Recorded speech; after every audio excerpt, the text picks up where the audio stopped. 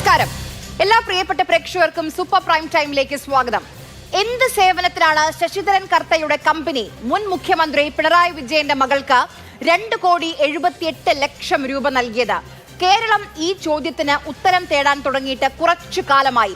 ഈ കാലയളവിൽ മുഖ്യമന്ത്രി മുൻ മുഖ്യമന്ത്രിയുമായി ഇന്ന് ഈ ഇടപാട് അന്വേഷിക്കുന്നതിനുള്ള എല്ലാ തടസ്സങ്ങളും ഹൈക്കോടതി നീക്കി.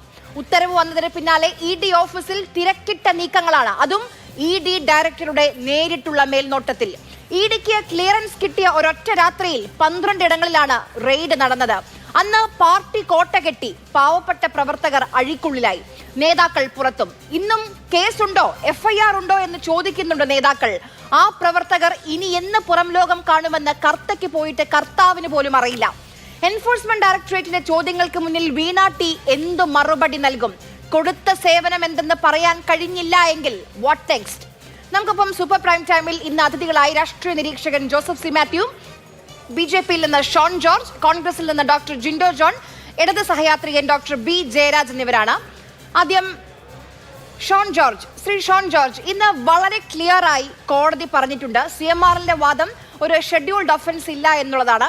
അങ്ങനെ ഇല്ലെങ്കിലും EDക്ക് അന്വേഷിക്കാം എന്ന് വളരെ ക്ലിയർ ആയി പറഞ്ഞിട്ടുണ്ട് ആ ഉത്തരവിൽ.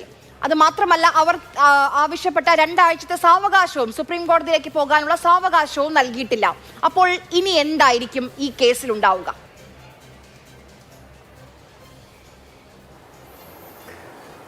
ഇന്നത്തെ കോടതി വിധിയോട് EDക്ക് ഏതെങ്കിലും തരത്തിലുള്ള നടപടികൾ സ്വീകരിക്കാനുള്ള നിയമ തടസ്സങ്ങളെല്ലാം മാറിയിരിക്കുകയാണ്. കഴിഞ്ഞ 2 വർഷക്കാലമായിട്ടും വിവിധ കോടതികളിലായി CMRL കമ്പനി ഉൾപ്പെടെ, അതായത് CMRL കമ്പനി കേസ് നടത്തുന്നുണ്ടെങ്കിലും അത് വീണയ്ക്ക് ഉൾപ്പെടെയുള്ള ആളുകൾക്ക് ഇമ്മ്യൂണിറ്റി കിട്ടുന്നൊരു കാര്യമാണ്. സ്വാഭാവികമായിട്ട് ഇന്നലെ കൊടുത്ത കേസും ഇപ്പം നിലവിലെടുത്തിട്ടുള്ള എല്ലാ നിയമ നടപടികളും റദ്ദാക്കണമെന്നാണ് ആവശ്യപ്പെട്ടത്. അപ്പോൾ സ്വാഭാവികമായിട്ടും CMRലാണ് കോടതിയെ സമീപിച്ചെങ്കിലും അതിൻ്റെ ഇമ്മ്യൂണിറ്റി വീണയ്ക്ക് ഉൾപ്പെടെ ലഭിക്കുന്നതാണ്.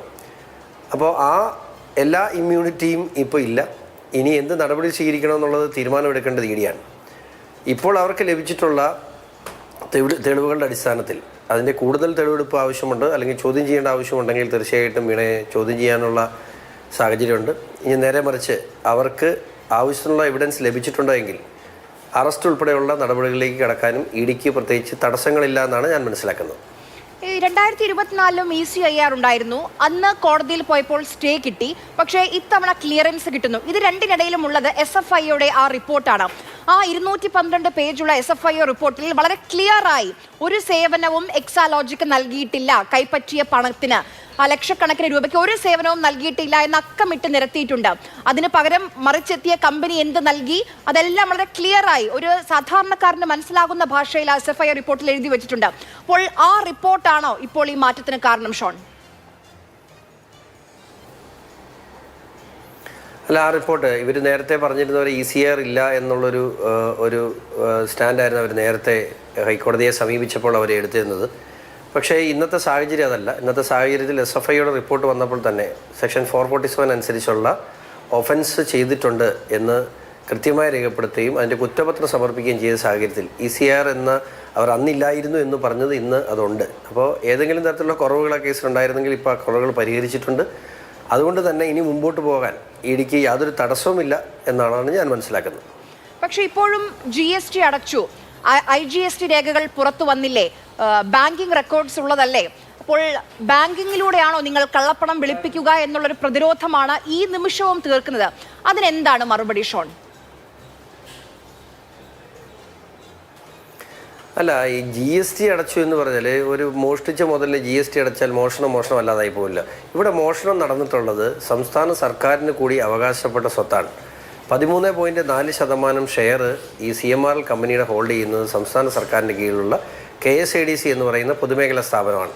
അതുകൊണ്ട് തന്നെ മുഖ്യമന്ത്രിയുടെ മകൾ സർക്കാർ പങ്കാളിത്തമുള്ള ഒരു കമ്പനിയുമായി ഡീല് നടത്താൻ പാടില്ല. അതുതന്നെ നിയമവിരുദ്ധമാണ്.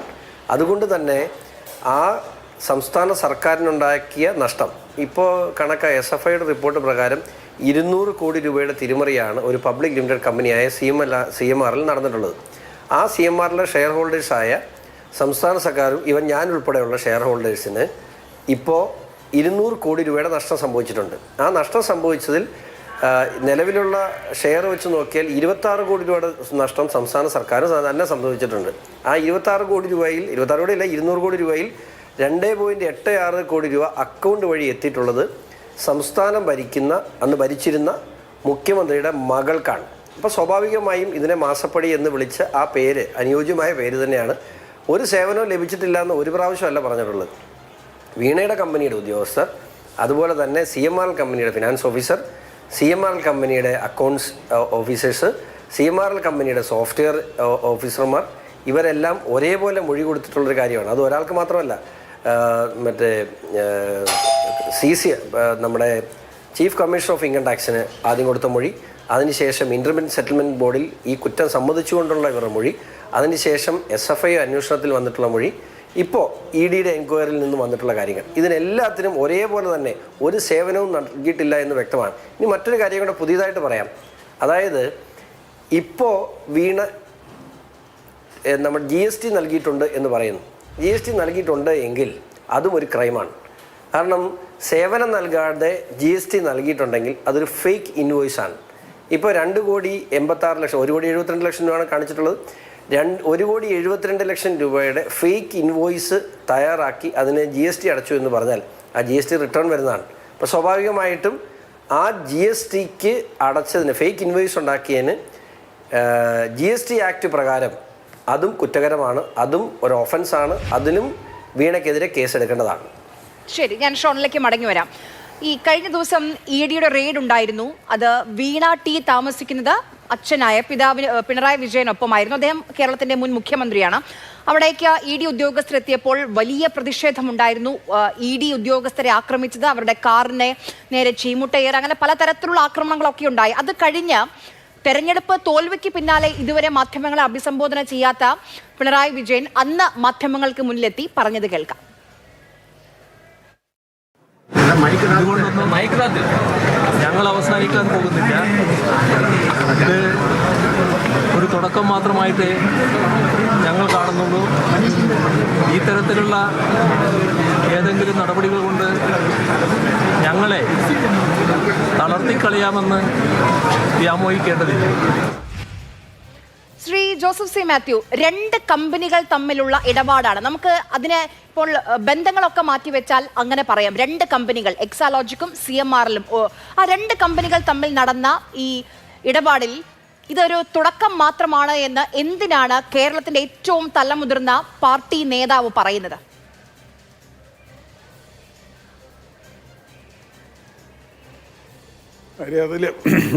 അത് ആ ചോദ്യത്തിൽ തന്നെ എൻ്റെ ഉത്തരവുണ്ട്. സത്യത്തിൽ ഈ 2 കമ്പനികൾ തമ്മിലുള്ള ഇടപാട് എന്നുള്ളത് തന്നെ നമ്മൾ CPMൻ്റെ സംസ്ഥാന സെക്രട്ടേറിയറ്റിൻ്റെ പത്രക്കുറിപ്പിൽ നിന്ന് തുടങ്ങുന്ന ഒരു വാചകം ആയതുകൊണ്ടാണ് അത് നമ്മളങ്ങനെ ആവർത്തിച്ച് പറയുന്നത്.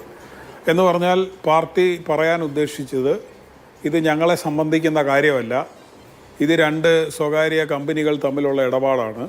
ആ ഇടപാടിൻ്റെ പേരിൽ രാഷ്ട്രീയമായി പ്രതിസ്ഥാനത്ത് നിർത്തുന്നത് ശരിയല്ല എന്നാണ് പറഞ്ഞു വരുന്നതിൻ്റെ തുടക്കം. പക്ഷെ അത് പറയുമ്പോൾ പോലും എന്തിനാണ് പിന്നെ നിങ്ങളത് ഏറ്റെടുക്കുന്നതെന്നുള്ള ചോദ്യം പ്രസക്തമാണ്. ഇപ്പോൾ ഇവിടെ ഈ റെയ്ഡിൻ്റെ കാര്യത്തിൽ നിങ്ങൾ ചോദിച്ചതുപോലെ തന്നെ അവിടെ റെയ്ഡ് നടക്കുന്നു. ആ വീട് അതിൽ അക്യൂസ്ഡ് ആയിട്ടുള്ള വീണ T താമസിക്കുന്ന വീടായതുകൊണ്ടാണ് അവിടെ റെയ്ഡ് നടന്നത്. അവരുടെ പിതാവായിട്ടുള്ള 19 വയസ്സിന് മുകളിലുള്ള ആളവിടെ ഉണ്ട് എന്നല്ലാതെ അദ്ദേഹത്തിൻ്റെ തന്നെ ഭാഷയിൽ പറഞ്ഞാൽ എന്നോടൊന്നും ചോദിച്ചതായി കണ്ടില്ല. അവരൊന്നും അങ്ങോട്ട് അടുത്ത് ചെല്ലുകയോ എന്തെങ്കിലും ചോദിക്കുകയോ ഒന്നും ചെയ്തിട്ടില്ല. അതിൻ്റെ ആ സമയത്ത് അവരുടെ വീട്ടിലൊരു ഗസ്റ്റ് ഉണ്ടായിരുന്നെങ്കിൽ അവരും ആ വീടിനുള്ളിൽ കണ്ടതിനെ ഒരുപക്ഷെ പുറത്തു പോകാനൊന്നും സമ്മതിച്ചൊന്നും വരില്ല. റെയ്ഡിൻ്റെ ഒരു സ്വഭാവം നമുക്കറിയാമല്ലോ. അപ്പോൾ അതല്ലാതെ അതിനപ്പുറത്ത് ഇപ്പോൾ ശ്രീ പിണറായി വിജയൻ എന്നുള്ള വ്യക്തിയിലേക്ക് നീങ്ങുകയോ അദ്ദേഹത്തോട് ചോദ്യം ചെയ്യുകയോ ഒന്നും അവർ ചെയ്തിട്ടില്ല. പക്ഷെ അത് സംഭവിച്ചേക്കാം. അവിടെ മാത്രമല്ല, ഇപ്പോൾ ഭരണപക്ഷത്തുള്ള UDFൻ്റെ നേതാക്കന്മാർ ഉൾപ്പെടെയുള്ള പല BJPയുടെ നേതാക്കന്മാരും ഒക്കെ അടങ്ങുന്ന രാഷ്ട്രീയ കക്ഷി നേതാക്കന്മാർ, പത്രസ്ഥാപനങ്ങൾ, മതസ്ഥാപനങ്ങൾ, അവരൊക്കെ ഈ ലിസ്റ്റിലേക്ക് കടന്നു വരാൻ സാധ്യതയുള്ളതാണ് അന്വേഷണം നേരായ വഴിക്ക് മുന്നോട്ട് പോയാൽ എന്ന് നമുക്കറിയാം. അപ്പോൾ ഇത് തടയിടേണ്ടത് ഇവരുടെ പലരുടേതും ആവശ്യമായി മാറിയേക്കാം. ഇപ്പോൾ അത് പിണറായി വിജയൻ്റെ ആവശ്യമാണ്. അദ്ദേഹത്തിൻ്റെ മകളായതുകൊണ്ട് ഒന്ന്. രണ്ട്, നമുക്കെല്ലാവർക്കും വായിച്ചെടുക്കാവുന്നതുപോലെ ആ മകളുടെ കമ്പനിയിലേക്ക് വന്നതും മകളുടെ പേഴ്സണൽ അക്കൗണ്ടിലേക്കും വന്ന തുക എന്ന് പറയുന്നത് അദ്ദേഹത്തിന് ലഭിച്ച തുകയാണ്. അല്ലാതെ സേവനം ചെയ്യാതെ ഈ വീണ ടി എന്നൊരു വ്യക്തിക്ക് ഇങ്ങനെ പണം കൊടുക്കേണ്ട യാതൊരു കാര്യവും CMRLനോ മറ്റേതെങ്കിലും സ്ഥാപനങ്ങൾക്കോ ഇല്ല എന്നാണ് ഞാൻ മനസ്സിലാക്കുന്നത്. ഇപ്പോൾ ഇന്ന് വന്ന കോടതി വിധിയുടെ പശ്ചാത്തലത്തിലും കൂടിയാണല്ലോ നമ്മളിത് ചർച്ച ചെയ്യുന്നത്. അതായത് വളരെ സാങ്കേതികമായി നേരത്തെ ഷോൺ ഇവിടെ ചൂണ്ടിക്കാണിച്ചതുപോലെ CMRLാണ് കേസ് നടത്തിയതെങ്കിലും അത് ആർക്കൊക്കെ വേണ്ടിയാണ് ആ കേസ് നടത്തുന്നതെന്ന് നമുക്ക് നല്ല ബോധ്യമുണ്ട്. അപ്പോൾ എന്തു തന്നെയായാലും വാദമുഖങ്ങൾ, പ്രതിസ്ഥാനത്ത് നിൽക്കുന്നവരുടെ വാദമുഖങ്ങൾ അവിടെ അവതരിപ്പിക്കുകയും ED ഈ കേസ് രജിസ്റ്റർ ചെയ്യുകയും സമ്മൻസ് കൊടുക്കുകയും ചെയ്തത് നിയമപരമായിട്ടല്ല എന്നുള്ള വാദം ഉന്നയിക്കുകയും ചെയ്തു. അതിൽ EDയെ എംപവർ ചെയ്യുന്ന PMLA ആക്ടിൻ്റെ പ്രൊവിഷൻസിനെ കുറിച്ച് എനിക്ക് ധാരാളം ആക്ഷേപമുണ്ട്. അത് യഥാർത്ഥത്തിൽ ഒരു പൗരൻ്റെ ഭരണഘടനാപരമായ മൗലികമായ അവകാശങ്ങൾ സംരക്ഷിക്കുന്ന തരത്തിലല്ല ആ നിയമനിർമ്മാണം നടത്തിയിരിക്കുന്നത് എന്നുള്ള കാര്യത്തിൽ എനിക്ക് യാതൊരു സംശയവുമില്ല. അതുകൊണ്ട് ആ ആക്റ്റും അതിൻ്റെ വ്യവസ്ഥകളും ആ അർത്ഥത്തിൽ ഒരു മൗലിക അവകാശ ലംഘനമാണ്, അത് ചോദ്യം ചെയ്യപ്പെടേണ്ടതാണ് എന്ന് തന്നെയാണ് ഞാൻ വിചാരിക്കുന്നത്. പക്ഷേ അത് വേറൊരു വിഷയമാണ്. നിലവിലുള്ള ഒരു ആക്ടിൻ്റെ പരിധിയിൽ നിന്നുകൊണ്ട് ഇവിടെ അന്വേഷണം നടക്കുന്നു. ആ അന്വേഷണം നടക്കുന്ന ഘട്ടത്തിൽ ഞങ്ങൾക്ക് നീതി ലഭിച്ചില്ല ഈ കേസിൽ, ബാക്കി പൗരന്മാർക്ക് ലഭിക്കുന്ന നീതി ഞങ്ങൾക്ക് ലഭിച്ചില്ല എന്നുള്ളതാണ് ഇവിടെ ഉന്നയിച്ച ആക്ഷേപം. അല്ലാതെ ഇതിൻ്റെ ഭരണഘടനാപരമായ സാധുതയല്ല ചോദ്യം ചെയ്യപ്പെടുന്നത്. അവർ പറഞ്ഞത് ഇത് ECIR രജിസ്റ്റർ ചെയ്തിട്ടില്ല, ECIR രജിസ്റ്റർ ചെയ്യുന്നതിന് മുമ്പേ ഇങ്ങനെ അന്വേഷണം നടത്തുകയോ അത് സമ്മൻസ് കൊടുക്കുകയോ ചെയ്യുന്നത് ശരിയല്ല, അതിനുള്ള ഒരു നിയമപരമായ അവകാശം EDക്കില്ല. ഇതാണ് ഉന്നയിക്കപ്പെട്ട വിഷയം.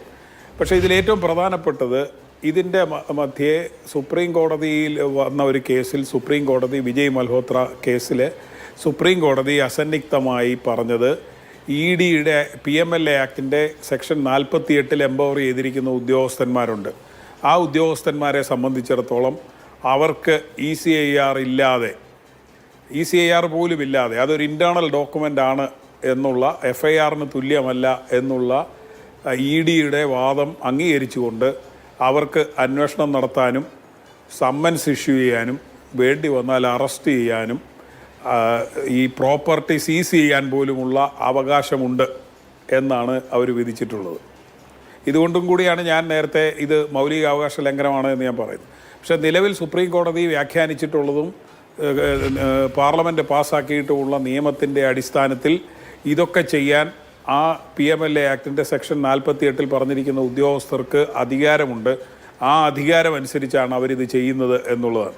അപ്പോൾ ഇതിൻ്റെ സിംഗിൾ ബെഞ്ച് ഇതിൻ്റെ വിധി റിസർവ് ചെയ്തിരുന്നത് 2024 നേരത്തെ ഇവിടെ ചൂണ്ടിക്കാണിച്ച പോലെ. അതിനുശേഷമാണ് SFIയുടെ നടപടിക്രമങ്ങളൊക്കെ വരികയും ആ ആക്ഷേപം ഇപ്പോൾ ഈ കേസിനെ സംബന്ധിച്ച് നിലനിൽക്കാത്തതാണ്. വേറെ പ്രെഡിക്കേറ്റ് ഒഫൻസ് രജിസ്റ്റർ ചെയ്യപ്പെട്ടിട്ടുണ്ട്. പക്ഷേ സാങ്കേതികമായിട്ടാണ് അതുകൊണ്ട് ഈ കേസ് നിലനിന്നത് തന്നെ. അവർ പറഞ്ഞ വാദം ഇത് ജഡ്ജ്മെൻറ്റിന് വേണ്ടി റിസർവ് ചെയ്യുന്ന ഘട്ടത്തിൽ അതുണ്ടായിരുന്നില്ല, അതുകൊണ്ട് ഇത് റദ്ദാക്കണം എന്നുള്ളതാണ്. അത് ഒരു സാങ്കേതിക വാദം മാത്രമാണ്. ഇപ്പോൾ ഇതിൻ്റെ പ്രതിസ്ഥാനത്ത് നിൽക്കുന്നവർക്ക് അങ്ങനെ ഒരു അവകാശ ലംഘനം ഉണ്ടെന്ന് പോലും പറയാൻ കഴിയില്ല. പക്ഷേ ഇവർ അന്വേഷിക്കുകയും ഇവർ കണ്ടെത്തുകയും ചെയ്ത കാര്യം എന്താണ് എന്നുള്ളതാണ് ഇതിനേക്കാൾ കൂടുതൽ റെലവൻ്റ് ആയിട്ടുള്ള കാര്യം. നേരത്തെ പറഞ്ഞതുപോലെ 48.15 ആണെന്ന് തോന്നുന്നു, അത്രയും ശതമാനം പബ്ലിക്കിന്, പൊതുജനങ്ങൾക്ക് ഓഹരിയുള്ള, 13.41 KSIDCക്ക് ഓഹരിയുള്ള, അത്രയധികം പൊതുജനങ്ങൾക്ക് അവകാശപ്പെട്ട സ്വത്താണ് ഈ CMRLൻ്റെ ഉദ്യോഗസ്ഥർ കൈകാര്യം ചെയ്യുന്നത്. അവർ ചെലവ് പെരുപ്പിച്ച് കാണിച്ചുകൊണ്ട് അവരിങ്ങനെ കൈക്കൂലി കൊടുക്കുമ്പോൾ ആ പണം എക്സാലോജിക് എന്ന് പറയുന്ന കമ്പനിയിലേക്ക് ചെല്ലുന്നു എന്നുള്ളത് രണ്ടാമത്തെ കാര്യം. മൂന്നാമത് അതിൻ്റെ നഷ്ടമുണ്ടാകുന്നത് പൊതുജനങ്ങൾക്കാണ്. ഈ നേരത്തെ പറഞ്ഞ ഓഹരികൾ കൈകാര്യം ചെയ്യുന്ന പൊതുജനങ്ങൾക്കാണ്. അങ്ങനെ പൊതുപ്പണം ഇവരുടെ കയ്യിലേക്ക് വന്നു കഴിയുമ്പോൾ അതിനെ പ്രൊസീഡ്സ് ഓഫ് ക്രൈം അഥവാ കൊള്ള മുതൽ എന്നാണ് നിയമം വിഭാവനം ചെയ്യുന്നത്. ആ പ്രൊസീഡ്സ് ഓഫ് ക്രൈം എന്ന് പറയുന്നത് ഇവരിൽ നിന്ന് കണ്ടെടുക്കാൻ വേണ്ടിയുള്ള ശ്രമമാണ് ED നടത്തുന്നത്. അതുകൊണ്ടാണത് തടയാൻ കഴിയില്ല എന്ന് ബഹുമാനപ്പെട്ട ഹൈക്കോടതി പറയുന്നത്. ഇത് ഈ സാങ്കേതികവാദങ്ങൾക്കെല്ലാം അപ്പുറത്ത് വളരെ ഗൗരവ സ്വഭാവത്തിലുള്ള കേസായി മാറുന്നത് അതുകൊണ്ടാണ് എന്നാണ് ഞാൻ കരുതുന്നത്. ശരി, ഇന്ന് ഈ വിഷയത്തിനെ കുറിച്ച് മുൻ മന്ത്രിയും CPM-ന്റെ മുതിർന്ന നേതാവുമായ AK ബാലന്റെ പ്രതികരണം വന്നിരുന്നു. അതുകൂടി ഒന്ന് കേൾക്കാം. എവിടത്തേക്കാണ് ഇപ്പോൾ പോകുന്നത്? ഇത് കള്ളപ്പണം വെളുപ്പിച്ചതാണ്, ഇല്ലേ? കള്ളപ്പണം വെളുപ്പിച്ചതാണ്. കള്ളപ്പണം വെളുപ്പിച്ചു എന്നുള്ളതിന് എന്തെങ്കിലും രേഖയുണ്ടെങ്കിൽ ആ കള്ളപ്പണം വെളുപ്പിച്ചവരെ ശിക്ഷിക്കുന്നതിന് ഒരു തടസ്സവും ഞങ്ങൾക്കാർക്കുമില്ല. CPM-നുമില്ല, പിണറായി വിജയനുമില്ല, ഒരാൾക്കുമില്ല. അത് തെളിയിക്കട്ടെ. Doctor B. ജയരാജ്, ഇപ്പോൾ അവസാനം ഒരു കള്ളപ്പണ ഇടപാടാണ്, അതിന് രേഖയുണ്ടെങ്കിൽ ഞങ്ങൾ സമ്മതിക്കാം എന്ന് പാർട്ടി പറയുകയാണോ?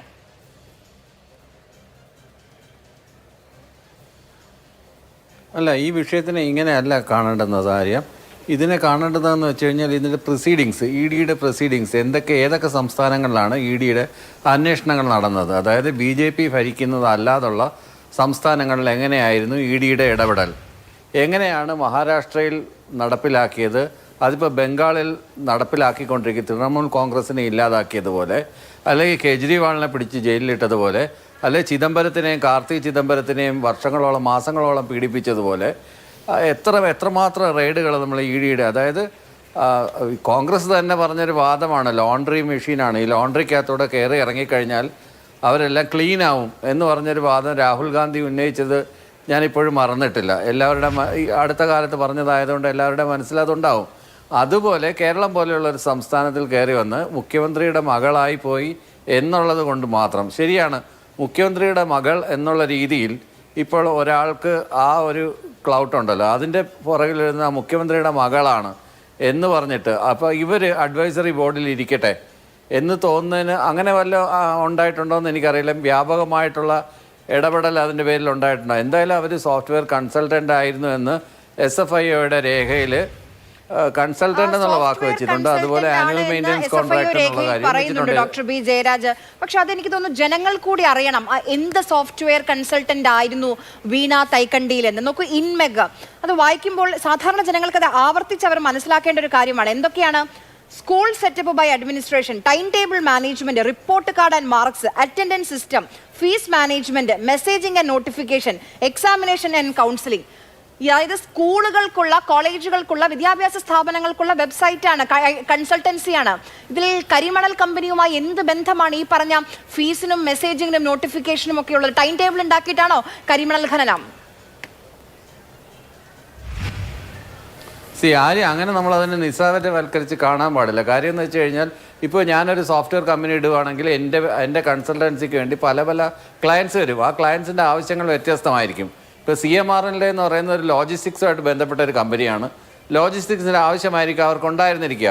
എന്തായാലും അത് അവർ വെളിപ്പെടുത്തും, അല്ലെങ്കിൽ അത് പറയും, കോടതിയിൽ അത് രേഖപ്പെടുത്തുകയും ഒക്കെ ചെയ്യുന്നതാണ്. കേസിൻ്റെ വഴിക്ക് തന്നെ നടക്കട്ടെ എന്നാണ് ഞാൻ അതിനെക്കുറിച്ച് പറയാനുള്ളത് ഒന്ന് പ്രധാനമായിട്ട്. അതുകൊണ്ട് ഇത് മാത്രം ചെയ്തിട്ടുള്ളവർക്ക് വേറെ ഒന്നും ചെയ്യാൻ പാടില്ലെന്നോ, ഒരു സോഫ്റ്റ്വെയർ കൺസൾട്ടൻസി എന്ന് പറഞ്ഞാൽ എന്തെല്ലാം ചെയ്യും? ഇപ്പോൾ സ്വിഗ്ഗി സൊമാറ്റോയുടെ കാര്യം ചെയ്തവർക്ക് യൂബർ ചെയ്യുന്നുകൂടാന്നുണ്ടോ? അവർ ഫുഡ് മാത്രമേ ചെയ്യാവുന്നുണ്ടോ? അതല്ലെങ്കിൽ വേറെ എന്തെങ്കിലും ഒരു സാധനം ചെയ്യുന്നവർക്ക്, ഒരു ആപ്പ് ചെയ്യുന്നവർക്ക് വേറൊരു ആപ്പ് ചെയ്തുകൂടാന്നുണ്ടോ? അങ്ങനെയൊന്നുമില്ല. ഇപ്പോൾ സ്കൂളും ടൈം മാനേജ്മെൻറ്റും അവർ ചെയ്ത ഒരു പ്രോജക്റ്റ് ആയിരിക്കും. അതുപോലെ അവർക്ക് കസ്റ്റമേഴ്സിൻ്റെ അനുസരിച്ച് കസ്റ്റമൈഡ് ആയിട്ടുള്ള ടൈലർഡ് ആയിട്ടുള്ള സാധനങ്ങൾ ഉണ്ടാക്കി കൊടുക്കുക എന്നുള്ളതാണ് software consultancy. College, Kadambur English school, ideal education society, NIMS medicity, Saraswati Vidyalaya, CSI institutions, ബാക്കിയുള്ള 11 എണ്ണവും വിദ്യാഭ്യാസ സ്ഥാപനങ്ങളാണ്. ആയിരിക്കാം, ഒരുപക്ഷെ ഒരു വിദ്യാഭ്യാസ സ്ഥാപനങ്ങളിലായിരിക്കും കോൺസെൻട്രേറ്റ് ചെയ്തിരിക്കുന്നത്. അപ്പോൾ ലോജിസ്റ്റിക്സിൻ്റെ ഒരു ആവശ്യം വന്നപ്പോൾ അവർ അതിന് വേണ്ടിയിട്ടുള്ള ആളുകളെ എടുത്തിട്ട് അവർക്ക് അതിൻ്റെ പണം കൊടുത്തതിന് ശേഷം അവരെ കൊണ്ട് ഇവർക്ക് വേണ്ടുന്ന സാധനങ്ങൾ പ്രൊവൈഡ് ചെയ്യാവുന്നോ, അല്ലെങ്കിൽ ഒരാളെ സമീപിക്കുന്നുണ്ടോ? ഇപ്പോൾ എൻ്റെ കയ്യിൽ വരുവാണെങ്കിൽ നമ്മൾ പല സ്ഥലത്തു നിന്ന് അറേഞ്ച് ചെയ്തല്ലേ ചെയ്യുന്നു. ഉദാഹരണത്തിന് കനകോലുവിനെ വെച്ചു. കനകോലു എന്ത് സർവീസസാണ് കോൺഗ്രസ് UDFന് ഇവിടെ കൊടുത്തത്? കനകോലുവിൻ്റെ സർവീസസ് എന്തായിരുന്നു? പ്രൊപ്പഗൻഡ ആയിരുന്നോ? അതെന്താണ്? അത് പൊതുജനങ്ങളുടെ മുന്നിൽ പറയുമോ? കനകോലുവിന്റെ സർവീസ് സുനിൽ എന്തായാലും കനകോലു UDF എന്താണ് അധികാരത്തിൽ കേരളത്തിൽ വന്നു. ചെയ്തത്? കനകോലുവിന്റെ സർവീസ് എന്ന് പറയുന്നത് UDF-ന് അധികാരത്തിലേക്ക് കൊണ്ടുവരാനുള്ള സഹായിക്കുക എന്നുള്ളതാണ്. എനിക്ക് തോന്നുന്നു അത് ജയം കണ്ടു എന്നുള്ളത്. പൈസ എത്ര വാങ്ങിയാലും 102മായി UDF അധികാരത്തിൽ വന്നല്ലോ. അതെ എങ്ങനെ സഹായിച്ചു എന്നുള്ളതാണ്. അതെങ്ങനെ സഹായിച്ചു എന്തൊക്കെയാണ് ഇവിടെ സേവനം കിട്ടിയിട്ടില്ല എന്ന് CMRL പറയുന്നു, CMRL ഉദ്യോഗസ്ഥർ പറയുന്നു, SFI ചോദിക്കുമ്പോൾ വീണയുടെ കമ്പനിയിലെ ഉദ്യോഗസ്ഥരും പറയുന്നു. ഇവിടെ മറ്റിടത്ത് അത് എന്തൊരു കമ്പാരിസൺ ആണെന്ന് എനിക്ക് അറിയില്ല. പക്ഷേ ലോജിക്ക് നിൽക്കില്ല. കാരണം UDF കൺസൾട്ടന്റ് ആയിട്ട് കനകോലുവിനെ നിയമിച്ചിട്ടുണ്ടെങ്കിൽ UDF അധികാരത്തിൽ വന്നു കേരളത്തിൽ. അത് കൺസൾട്ടൻസി വർക്ക് എന്താണെന്നുള്ള കാര്യം കനകോലുവിനോട് ചോദിച്ചു കഴിഞ്ഞാൽ എല്ലാവരും എങ്കിൽ പിന്നെ അയാൾ പറയുന്നത് കേട്ടിട്ട് എനിക്കൊരു കൺസൾട്ടൻസി തുടങ്ങിയാൽ പോരെ. അപ്പോൾ ഇത്തരം കാര്യങ്ങളിൽ ആ രീതിയിൽ തന്നെയാണ് ഇടപെടുന്നത്. ഓരോ കമ്പനിക്ക് ഞാൻ അതാണ് പറഞ്ഞത്, കസ്റ്റമൈഡ് ആയിട്ടുള്ള ടൈലേർഡ് ആയിട്ടുള്ള സോഫ്റ്റ്വെയർ ആയിരിക്കും പ്രൊവൈഡ് ചെയ്യുന്നത്. എനിക്കും ആർക്കും എല്ലാം അറിയാവുന്നൊരു കാര്യം തന്നെയാണ്. അങ്ങനെയാണ് സോഫ്റ്റ്വെയർ കൺസൾട്ടൻസി എല്ലാം വർക്ക് ചെയ്യുന്നത്. ഒരാൾ ഒരു പർട്ടിക്കുലർ ഫീൽഡിൽ മാത്രമേ ചെയ്യാവൂ എന്നും അലിഖിത നിയമമൊന്നുമില്ല. ഏത് ഫീൽഡിൽ വേണമെങ്കിലും ഈ സാധനങ്ങളൊക്കെ ചെയ്തു കൊടുക്കാൻ പറ്റും. അതിനുള്ള പ്രൊഫഷണൽസ് നമുക്ക് ബോഡി ഷോപ്പ് ചെയ്യാം, പ്രൊഫഷണൽസിനെ നമുക്ക് കൊണ്ടുവരാം, നമ്മുടെ കുടക്കീഴിൽ കൊണ്ടുവരാം, അവരെ കൊണ്ട് ചെയ്യിപ്പിക്കുക. അങ്ങനെയല്ലേ കോൺട്രാക്റ്റുകളും മറ്റു കാര്യങ്ങളും ഒക്കെ ഡേറ്റ മൈനിങ്ങുമായിട്ട് ബന്ധപ്പെട്ടിട്ടുള്ള കാര്യങ്ങളൊക്കെ നമ്മൾ ഇടുന്നുണ്ട്. ടെക്നോ പാർക്കിലിരുന്നുകൊണ്ട് അമേരിക്കൻ ക്ലയൻസിൻ്റെ ഇതിനനുസരിച്ചല്ലേ നമ്മൾ ചെയ്തു കൊടുക്കുന്നത്. അങ്ങനെയല്ലേ ബാംഗ്ലൂരാണെങ്കിലും ടെക്നോ പാർക്കിലാണെങ്കിലും ഹൈദരാബാദിലാണെങ്കിലും ഒക്കെ ആളുകൾ ചെയ്യുന്നത്. അല്ലാതെ എല്ലാ എക്സ്പേർട്സും ഒരു കമ്പനിയുടെ കുടക്കീഴിൽ തന്നെ ഉണ്ടാവണമെന്നും ഒന്നുമില്ലല്ലോ. നമ്മൾ അവരെ ഹാൻഡ് പിക്ക് ചെയ്യുന്നു, അല്ലെങ്കിൽ ബോഡി ഷോപ്പ് ചെയ്യുന്നു, അല്ലെങ്കിൽ അവരുടെ സർവീസസ് റെൻഡർ ചെയ്യുന്നു. അതിനുശേഷം നമ്മൾ ആ സാധനം ഡെവലപ്പ് ചെയ്യുന്നു, അത് ആ സമയത്ത് നമ്മൾ പ്രൊവൈഡ് ചെയ്യുന്നു. ഇതാണ് അതിൻ്റെ രീതി. എന്തായാലും ഇത് ഇടയ്ക്ക് വെച്ച് നിന്നു, വേറൊരു കമ്പനി ഇത് ഏറ്റെടുത്തു എന്നാണ് എനിക്ക് അറിയാൻ കഴിഞ്ഞത്. പിന്നീട് ഏറ്റെടുത്ത കമ്പനി എന്ത് കൊടുത്തു എന്ന് കൂടി പറയുന്നുണ്ട്. 3.65 ലക്ഷമാണ് നടത്തിക്കൊടുത്ത കമ്പനിക്ക് കിട്ടിയത്. വീണയുടെ കമ്പനിക്ക് എത്രയാ കിട്ടിയത്? 278 ലക്ഷം കൊടുക്കാത്ത സേവനത്തിന്. എത്ര ലക്ഷങ്ങളുടെ വ്യത്യാസം. അത് കൊടുത്തോ കൊടുത്തില്ലേ എന്നുള്ളത് കോടതിയിൽ അത് വെളിവാവട്ടെ. അത് കൊടുത്തോ കൊടുത്തില്ലയോ, ഇതിൻ്റെ പേരിൽ മണി ലോണ്ടറി നടന്നിട്ടുണ്ടോ? PMLA ആക്ട് പ്രകാരമാണല്ലോ ഈ കേസ് വരുന്നത്. SFIയുടെ കണ്ടെത്തലിനെ തുടർന്ന് PMLA ആക്ട് പ്രകാരം ഇതിനകത്ത് മണി ലോണ്ടറി നടന്നിട്ടുണ്ടോ, മണി ലോണ്ടറി എങ്ങനെയാണ് ഇതിനകത്ത് മണി ലോണ്ടറി നടന്നിട്ടുള്ളത്, കാര്യങ്ങളൊക്കെ അന്വേഷിക്കട്ടെ.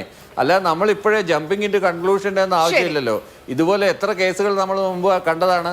സ്വർണ്ണക്കടത്തുമായിട്ട് ബന്ധപ്പെട്ടിട്ടുള്ള കേസുകൾ നമ്മൾ കണ്ടാണ്. എന്തിനകത്തൊക്കെയായിരുന്നു കൊണ്ടുവന്നത്? ഈന്തപ്പഴ കുരുവിനകത്ത്, ഖൊറാനകത്ത്, ബിരിയാണി ചെമ്പിനകത്ത്.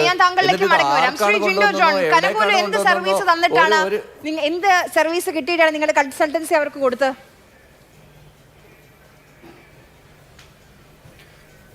ശ്രീ ആര്യ, ഇതിൽ കനകോലു ഞങ്ങളുടെ കോൺഗ്രസ് പാർട്ടിയുമായിട്ട് സഹകരിച്ച് പ്രവർത്തിക്കുന്ന ഒരു വ്യക്തിയാണ്.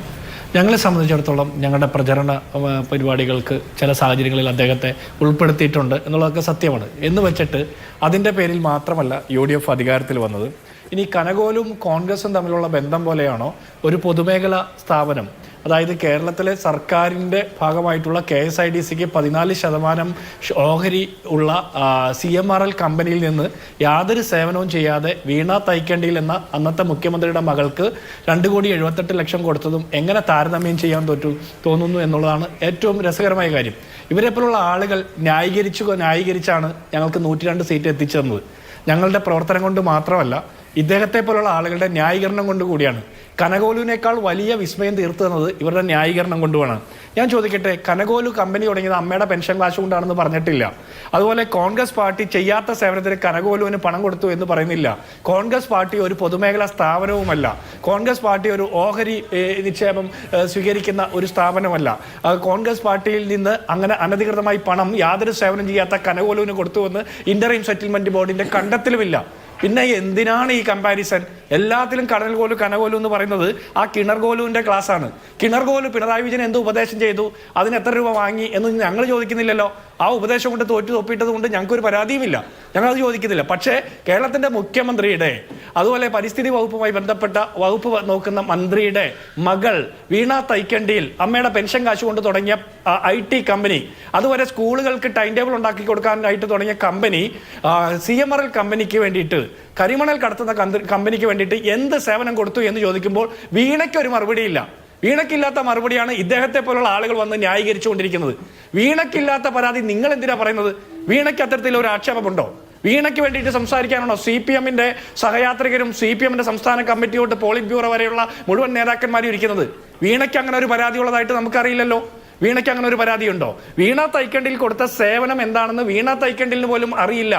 ആ സാഹചര്യത്തിൽ എങ്ങനെയാണ് ഈ പണം കൈപ്പറ്റിയത്, എന്തിനാണ് കൊടുത്തത് എന്നുള്ളതാണ് ചോദ്യം നിൽക്കുന്നത്. അതിൽ അന്വേഷിക്കട്ടെ, നടപടി സ്വീകരിക്കട്ടെ. ഇപ്പൊ ജയരാജ് തന്നെ പറഞ്ഞൊരു കാര്യമുണ്ട്, ED അന്വേഷിക്കട്ടെ എന്ന്. ED അന്വേഷിക്കാൻ വന്നപ്പോൾ പിന്നെ എന്തിനാ മുട്ട എറിഞ്ഞും ഇഷ്ടികയ്ക്ക് എറിഞ്ഞും ആളുകളെ കൊല്ലാൻ നോക്കിയും കാറ് തല്ലിപ്പൊളിച്ചൊക്കെ സമരം ചെയ്തത്? ഇപ്പൊ കുറച്ചുപേരെ കൊണ്ടുപോയി മുഖ്യമന്ത്രിയുടെ മുൻ മുഖ്യമന്ത്രിയുടെ വാടക വീടിന്റെ മുമ്പിൽ പോയി തെളിവെടുപ്പ് നടത്തിയില്ലേ? എന്തിനാണ് ഇവർ തല്ലുണ്ടാക്കിയത്? ഇവരെന്തിനാ തല്ലുണ്ടാക്കിയത്? ഇവരുടെ പാർട്ടിയുടെ ഏതെങ്കിലും നേതാവിനെ ചോദ്യം ചെയ്തോ? ഇവരുടെ ഏതെങ്കിലും ഒരു ബ്രാഞ്ച് സെക്രട്ടറിക്കെതിരെ കേസുണ്ടോ? എന്തിനാണ് ഇവർ തല്ലുണ്ടാക്കിയത്? ഏതോ ഒരു വീണ തൈക്കണ്ടിയിൽ ചെയ്യാത്ത സേവനത്തിന് 2,78,00,000 രൂപ വാങ്ങിയതിന് CPM-കാർ എന്തിനു റോട്ടിൽ കിടന്ന് തല്ലുണ്ടാക്കുന്നു? ഇനി ഞാനൊരു ചോദ്യം കൂടി ചോദിക്കേണ്ട ആര്യ, ഇന്നത്തെ ചർച്ചയിൽ CPM-ന്റെ പ്രതിനിധികൾ വരാത്തതാണോ, അവരെ വിളിക്കാത്തതാണോ? വരാത്തതാണെങ്കിൽ എന്തുകൊണ്ടാണ് അവർ വരാൻ മടിക്കുന്നത്? അവരുടെ മകൾ സ്വന്തമായി തുടങ്ങിയ അവരുടെ നിലപാട് ഇനി രണ്ട് അതിൽ അവർ കക്ഷിയല്ല, CPM കക്ഷിയല്ല എന്നുള്ളതാണ് ഇന്ന് ലഭിച്ച മറുപടി അതിഥികൾക്കായി വിളിച്ചപ്പോൾ. പക്ഷേ 5 ദിവസം മുൻപ് CPM-ന്റെ ഔദ്യോഗിക ഫേസ്ബുക്ക് പേജിൽ സഖാവ് തോമസ് ഐസക് എഴുതിയ വലിയ വിശദീകരണ കുറിപ്പ് ഇപ്പോഴും ആ പേജിൽ കിടപ്പുണ്ട്. അല്ല ആര്യ, നമുക്ക് മനസ്സിലാക്കാവുന്നതേ CPM-ന് ഈ വിഷയത്തിൽ ഒരു അഭിപ്രായം പറയാൻ ചാനൽ ചർച്ചകളിൽ പ്രതിനിധികളെ പോലും വിടാൻ പറ്റൂല്ലെങ്കിൽ പിന്നെ അവരെന്തിനാണ് റോട്ടിൽ കിടന്ന് അടിയുണ്ടാക്കി 10-18 സഖാക്കന്മാരെ ജയിലിൽ വിട്ട് ED-യുടെ വണ്ടിയും തല്ലി പൊളിച്ച് മുട്ടയേറും ഇഷ്ടികയേറും നടത്തി ഈ അക്രമമൊക്കെ നടത്തിയത് എന്തിനാണ്? എന്താ ശരിക്കും ഇവരുടെ പ്രശ്നം? നാട്ടിൽ ഇത്തരം കേസുകൾ അന്വേഷിക്കാൻ പാടില്ലെന്നോ? ED-യുമായി ബന്ധപ്പെട്ടാണെങ്കിൽ നരേന്ദ്രമോദി സർക്കാർ അധികാരമേറ്റതിനു ശേഷം കൃത്യമായ രാഷ്ട്രീയം അക്കാര്യത്തിലുണ്ട്. ഞങ്ങൾ കൃത്യമായി രാഷ്ട്രീയ അഭിപ്രായ വ്യത്യാസങ്ങൾ രേഖപ്പെടുത്തുന്ന ആളുകളുമാണ്. ED എപ്പോഴും പ്രതിപക്ഷ രാഷ്ട്രീയ കക്ഷികളിൽപ്പെടുന്ന നേതാക്കന്മാർക്കെതിരെ രാഷ്ട്രീയമായിട്ട് ഉപയോഗിക്കപ്പെടുന്ന ഒരു ചട്ടുകമാണ്. നരേന്ദ്രമോദിയുടെ KDA പോലെയാണ് പ്രവർത്തിക്കുന്നത് എന്നുള്ള കാര്യത്തിൽ ഞങ്ങൾക്കൊരു തർക്കവുമില്ല. പക്ഷേ അത് പിണറായി വിജയന്റെ മകളുമായി ബന്ധപ്പെട്ട വിഷയത്തിൽ എന്തൊരു മെല്ലപ്പൊക്കായിരുന്നു. ED ഉൾപ്പെടെയുള്ള SFI ഉൾപ്പെടെയുള്ള കേന്ദ്ര അന്വേഷണ ഏജൻസികൾ എത്രയോ മെല്ലപ്പോയി. നരേന്ദ്രമോദി തന്നെ തൃശ്ശൂർ വന്ന് പ്രസംഗിച്ചിട്ടില്ലേ ഏത് മുഖ്യമന്ത്രിയുടെ ആഫീസ് കേന്ദ്രീകരിച്ചാണ് സ്വർണ്ണക്കടത്ത് നടത്തിയതെന്ന് ഇന്ത്യൻ പ്രധാനമന്ത്രിക്ക് അറിയാമെന്ന്? എന്നിട്ട് എന്തെങ്കിലും നടപടിയെടുത്തോ? അപ്പൊ ഞങ്ങൾക്ക് അക്കാര്യത്തിൽ കൃത്യമായ അഭിപ്രായം ഇപ്പോഴുണ്ട്. ഇപ്പോഴും നരേന്ദ്രമോദി നേതൃത്വം കൊടുക്കുന്ന ED ഒരു രാഷ്ട്രീയ ലക്ഷ്യം വെച്ച് അത്തരം അന്വേഷണങ്ങൾ നടത്തുന്ന സംവിധാനമാണ് എന്നുള്ള കാര്യത്തിൽ ഞങ്ങൾക്ക് ഒരു തർക്കവുമില്ല. പക്ഷേ അത് കേരളത്തിൽ വരുമ്പോൾ നിങ്ങൾക്ക് അങ്ങനെ രാഷ്ട്രീയമായിട്ടുള്ള ആക്ഷേപമാണോ? രാഷ്ട്രീയമായിട്ടുള്ള ആക്ഷേപമാണെങ്കിൽ പറയണം. ഞങ്ങളുടെ മുൻ മുഖ്യമന്ത്രി ഇപ്പോഴത്തെ പ്രതിപക്ഷ നേതാവും അദ്ദേഹത്തിന്റെ മകളുടെ കമ്പനിയും തമ്മിൽ ഒരു ബന്ധവും ഇല്ല എന്ന് പറയണം. ഞാനൊന്ന് പറയട്ടെ, വാളയാർ ചുരത്തിന്റെ അപ്പുറത്തെ ഇപ്പുറത്തെ കാര്യമല്ല ഞാൻ ചോദിക്കുന്നത്. വാളയാർ ചുരത്തിന്റെ അപ്പുറത്തും ഇപ്പുറത്തും കേരളത്തിലും ED-യുടെ താല്പര്യം രാഷ്ട്രീയം തന്നെയാണ്. ED-യുടെ താല്പര്യം രാഷ്ട്രീയം തന്നെയാണ്. താങ്കൾ നേരത്തെ സൂചിപ്പിച്ചില്ലേ, P ചിദംബരം വീടിന്റെ മതിൽ ചാടിക്കടന്ന് അറസ്റ്റ് ചെയ്തു. രാഹുൽ ഗാന്ധി അതുപോലെ സോണിയാഗാന്ധിയൊക്കെ 56 മണിക്കൂർ പറയട്ടെ 56 മണിക്കൂർ ചോദ്യം ചെയ്യലിന് വിധേയമാക്കപ്പെട്ടില്ലേ? അയ്യോ കക്കൂസി പോകാൻ സമ്മതിക്കുന്നില്ലേ, അയ്യോ വെള്ളം കുടിക്കാൻ സമ്മതിക്കുന്നില്ലേ, മുൻ മുഖ്യമന്ത്രിയെ വെള്ളം ഇറക്കാൻ സമ്മതിക്കുന്നില്ലേ എന്നും പറഞ്ഞ് കാർ തല്ലിപ്പൊളിച്ചോ? അല്ലെങ്കിൽ ആളുകളെ കൊല്ലാൻ നോക്കിയോ? ഇതൊന്നും ചെയ്യുന്നില്ലല്ലോ. പകരം ചോദ്യത്തിന് ഉത്തരം പറയുകയാണ്.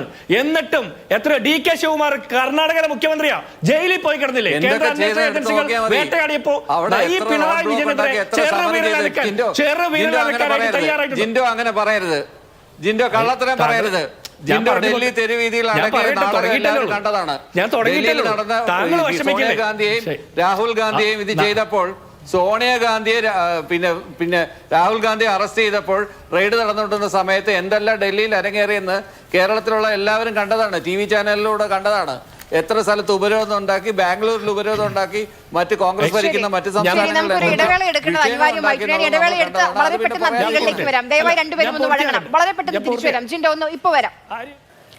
ശ്രീ ഷോൺ ജോർജ്, ഇന്ന് AK ബാലൻ മാധ്യമങ്ങളെ കാണാൻ തുടങ്ങിയപ്പോൾ അദ്ദേഹത്തിന്റെ ആദ്യത്തെ വാചകം ഇതായിരുന്നു: ഷോൺ ജോർജ് രാവിലെ BJP-യിൽ ചേരുന്നു, വൈകിട്ട് SFI-യുടെ റിപ്പോർട്ട് വരുന്നു. അങ്ങനെയായിരുന്നോ?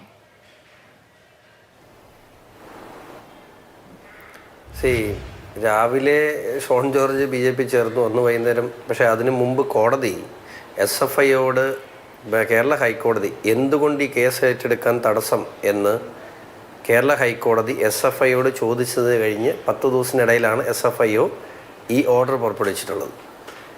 SFI-യുടെ എൻക്വയറിക്ക് വേണ്ടി ഭാരതീയ ജനതാ പാർട്ടിയിൽ ചേരേണ്ട ആവശ്യം ഷോൺ ജോർജിനുണ്ടോ? ഇല്ലല്ലോ. സ്വാഭാവികമായിട്ടും കോടതി ജനുവരി മാസം 31 2004 ജനുവരി മാസം 31 അതിനുശേഷം ഫെബ്രുവരി 4 കോടതി തന്നെ ഓർഡർ ഇടുന്ന സാഹചര്യം ഉണ്ടായിരുന്നു. പക്ഷേ SFIO അതിന് മുമ്പ് തന്നെ കോർപ്പറേറ്റ് ഓഫീസ് മന്ത്രാലയം ഈ കേസിൽ കഴമ്പുണ്ടോ എന്ന് കണ്ടുകൊണ്ടാണ് ആ ഓർഡർ ഇട്ടത്. പക്ഷേ അത് രണ്ടും ഒരു ദിവസമായി പോയി. പിന്നെ അതുകൊണ്ട് സാമാന്യബോധം എനിക്കത് ഇൻഫ്ലുവൻസ് ചെയ്യാൻ കഴിയുമെങ്കിൽ ഒരു ദിവസം മാറ്റി വെച്ചിട്ട് ആ എൻക്വയറി ഓർഡർ ചെയ്യാൻ എനിക്ക് പറയാൻ സാധിക്കില്ലേ? ഞാൻ BJP ജോയിൻ ചെയ്ത് അന്ന് തന്നെ അതിടാൻ മാത്രം ഇപ്പോൾ ഈ ചോദ്യത്തിന് മറുപടി പറയേണ്ട സാഹചര്യം എനിക്ക് ഉണ്ടാകാമായിരുന്നില്ലല്ലോ. അതിനുള്ള ബോധമൊക്കെ എനിക്കുണ്ടല്ലോ. അപ്പോൾ അതുകൊണ്ട് ആ വിഷയത്തിലേക്ക് അത് CPM ഏതൊക്കെ കാലത്ത് എന്തൊക്കെ പറഞ്ഞിട്ടുണ്ട്. CPM പറഞ്ഞു ഇത് ഞങ്ങൾ ടാക്സ് അടച്ചതാണ്, ഒരു സേവനമാണ്, ഒരു പാവപ്പെട്ട പെൺകുട്ടി കേരളത്തിലൊരു വ്യവസായ സ്ഥാപനം തുടങ്ങുന്നതാണ്. പക്ഷേ ഈ പാവപ്പെട്ട പെൺകുട്ടി പിണറായി വിജയൻ മുഖ്യമന്ത്രി ആയിരിക്കുമ്പോൾ വ്യവസായ സ്ഥാപനം തുടങ്ങിയത് ബാംഗ്ലൂരിലാണ് രജിസ്റ്റർ ചെയ്തത്, കേരളത്തിലല്ല. അത് ആദ്യം മനസ്സിലാക്കുക. പിന്നെ ഇവിടെ പറഞ്ഞു അവിടെ ഇന്ന സേവനങ്ങൾ കൊടുത്തതിന് എന്നറിയില്ല. ഒരു കാര്യം, ഒരു പൊതുമേഖലാ സ്ഥാപനത്തിൽ, അതും സംസ്ഥാന സർക്കാരിന് പങ്കാളിത്തമുള്ളൊരു പൊതുമേഖലാ സ്ഥാപനത്തിൽ മുഖ്യമന്ത്രിയുടെ മകൾ എന്തെങ്കിലും തരത്തിലുള്ള ഇടപാട് നടത്തിയിട്ടുണ്ടെങ്കിൽ അതും ഒരു ക്രൈമാണ്. അത് ഒരിക്കലും ന്യായീകരിക്കാൻ കഴിയുന്ന കാര്യമല്ല. മാത്രമല്ല, ഞാൻ മനസ്സിലാക്കിയിടത്തോളം CPMൻ്റെ പ്രതികൾ ഇവിടെ ഇല്ലെങ്കിൽ പോലും CPMനകത്ത് ലിഖിതമായ ഒരു നിയമമുണ്ട്. ഏതെങ്കിലും തരത്തിൽ അധികാര കേന്ദ്രത്തിൽ അധികാരത്തിരിക്കുന്ന സമയത്ത് മന്ത്രിമാരോ MLAമാരോ അവരുടെ ബന്ധുക്കളോ യാതൊരു തരത്തിലും ഒരു കരാറിൽ, സർക്കാരുമായി ബന്ധപ്പെട്ട ഒരു കരാറിൽ ഏർപ്പെടാൻ പാടില്ല എന്ന് CPMനുള്ളിൽ തന്നെ കൃത്യമായ നിയമമുണ്ട്. അപ്പം ഇത് രണ്ടും ലംഘിച്ചുകൊണ്ടാണ്. CPMൻ്റെ നിയമം ലംഘിച്ചാൽ കുറ്റമല്ല, പക്ഷേ നിലവിലുള്ള നിയമവ്യവസ്ഥയെ വെല്ലുവിളിച്ചുകൊണ്ട് ഇത്തരത്തിലുള്ള സാഹചര്യം ഉണ്ടാക്കി എന്ന് പറയുന്നത് അതും തെറ്റാണ്. വീണ ചെയ്ത ക്രൈംസ് ധാരാളമുണ്ട്. ഇപ്പോൾ ഇവരെത്ര ന്യായീകരിച്ചാലും, ഇപ്പോൾ ഇന്നത്തെ CPMൻ്റെ വർത്തമാനം പലരുടെയും അഭിപ്രായ പ്രകടനം കണ്ടപ്പോൾ അവർ വീണനെ ഉപേക്ഷിച്ചൊരു ലക്ഷണമുണ്ട്. പക്ഷേ ഇത് നമ്മൾ മനസ്സിലാക്കേണ്ട ഒരു കാര്യം, ഞാൻ രാവിലെ ഇന്ന് നടത്തിയ പത്രസമ്മേളനത്തിൽ ഞാൻ പറഞ്ഞു, വീണ ഒരു ഇടനിലക്കാരിയാണ്. അന്നത്തെ മുഖ്യമന്ത്രിയുടെ മകളാണെന്നുള്ളത് ശരിയാണ്. പക്ഷേ ഈ പണം എന്തിനു ചെന്നു, എന്തിനു വേണ്ടിയാണ് പണം ഉപയോഗിക്കപ്പെട്ടിട്ടുള്ളത്, അത് നമ്മൾ ചർച്ച ചെയ്യുക തന്നെയാണ്. ഈ കേരളത്തിൽ ഇന്നുവരെയും ചർച്ച ഹർജികൾ അത് വിവിധ കോടതികൾ തള്ളിയത്. അപ്പോൾ അഴിമതി ഉണ്ട് എന്ന് തെളിയിക്കാൻ കഴിഞ്ഞില്ല എന്നൊരു പ്രതിരോധം തീർക്കുന്നത് ഷോൺ അല്ലല്ല. നിങ്ങൾ ആദ്യം മനസ്സിലാക്കേണ്ടത് മാത്യു കുഴൽനാടൻ്റെ കേസ് കമ്പനികാരി ഫ്രോഡല്ല. SFIO അന്വേഷണത്തിന് വരുന്ന കാര്യങ്ങളല്ല അദ്ദേഹം പറഞ്ഞിട്ടുള്ളത്. അദ്ദേഹം പറഞ്ഞിട്ടുള്ളത് അവിടെ ഒരു സ്ഥലമിടപാടുമായി ബന്ധപ്പെട്ട് ആ സ്ഥലമിടപാടിൽ അന്യായമായി ഇവർക്ക് ഒത്താശ ചെയ്തു കൊടുത്തു. അവിടെ നിലവിലുള്ള ലിമിറ്റേഷൻ, അതായത് ലാൻഡ് സീലിംഗ് അനുസരിച്ചേക്കാൾ കൂടുതൽ സ്ഥലം അവർക്ക് ഹോൾഡ് ചെയ്തു. അതിന് ഗവൺമെൻറ് ഒത്താശ ചെയ്ത് കൊടുത്തു. പക്ഷേ ആ ഒത്താശ ചെയ്ത് കൊടുത്തു എന്ന് പറയാൻ സർക്കാരിനെ നേരിട്ട് റിലേറ്റ് ചെയ്യാനുള്ള രേഖകൾ അദ്ദേഹത്തിന് കോടതിയിൽ ഹാജരാക്കാൻ കഴിയാത്തതുകൊണ്ടാണ് അദ്ദേഹത്തിൻ്റെ കേസ് തള്ളിയത്. രണ്ടാമത്തെ ഒരു കാര്യം എന്ന് പറഞ്ഞാൽ വിജിലൻസ് എൻക്വയറിക്കാണ് അദ്ദേഹം അപേക്ഷ കൊടുത്തത്. പക്ഷേ വിജിലൻസ് എൻക്വയറിക്കുള്ള പ്രശ്നം എന്താ? അന്ന് വിജിലൻസ് കൈകാര്യം ചെയ്യുന്നത് ബഹുമാനപ്പെട്ട കേരളത്തിൻ്റെ അന്നത്തെ മുഖ്യമന്ത്രിയായിരുന്ന പിണറായി വിജയനാണ്. പിണറായി വിജയൻ്റെ കീഴിലുള്ള വിജിലൻസിനോട് പിണറായി വിജയനെതിരെ അന്വേഷിക്കാൻ കൊടുത്താനുള്ള അവസ്ഥ എന്താണെന്ന് എല്ലാവർക്കും അറിയാം. അപ്പോൾ ഞാൻ കൊടുത്ത കേസും ഈ മാത്യു കുഴൽനാടൻ കൊടുത്ത കേസും രണ്ടാണ്. ഈ മാസപ്പടിയായി ബന്ധപ്പെട്ട് മാത്രമല്ല, അതിനപ്പുറത്തേക്ക് അദ്ദേഹം കൊടുത്ത വിജിലൻസ് കേസ്, അദ്ദേഹം നിയമസഭയിൽ ഈ വിഷയം ഉന്നയിച്ചു. അദ്ദേഹം കൊടുത്ത വിജിലൻസ് കേസ് എന്ന് പറയുന്നത് ഈ വീണ കൈപ്പറ്റിയ പണത്തിൻ്റെ അടിസ്ഥാനത്തിലല്ല, അതിനപ്പുറത്ത് അവിടെ ഈ കമ്പനി CMRL കമ്പനി പ്രൈവറ്റായിട്ട് ഹോൾഡ് ചെയ്ത ഒരു ലാൻഡിനെ സംബന്ധിച്ചാണ് അദ്ദേഹത്തിന് പരാതി ഉണ്ടായിരുന്നത്. അതിൽ രേഖകൾ ഹാജരാക്കാൻ അദ്ദേഹത്തിന് കഴിയാത്തത് കൊണ്ടാണ് ഈ വിജിലൻസ് തള്ളിയത്.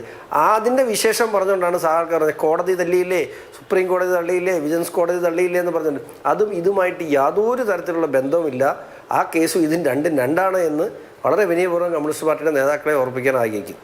ശരി, ശ്രീ ജോസഫ് സി മാത്യു, നമുക്കറിയാം ഇതുമായി ബന്ധപ്പെട്ട് വീണ ടീം മാത്രമല്ല, ഈ RC, OC, PV അങ്ങനെ പല ചുരുക്കപ്പേരുകളുമായി ബന്ധപ്പെട്ടുള്ള ആരോപണങ്ങളുണ്ട്. ഇപ്പോൾ നിലവിൽ മന്ത്രിസഭയിലുള്ള 2 പേർ പണം വാങ്ങിയിട്ടുണ്ട്. അത് പാർട്ടിക്കുള്ള സംഭാവനയാണ്, അതിൻ്റെ രേഖകൾ കയ്യിലുണ്ട് എന്നുള്ളതാണ് പറഞ്ഞത്.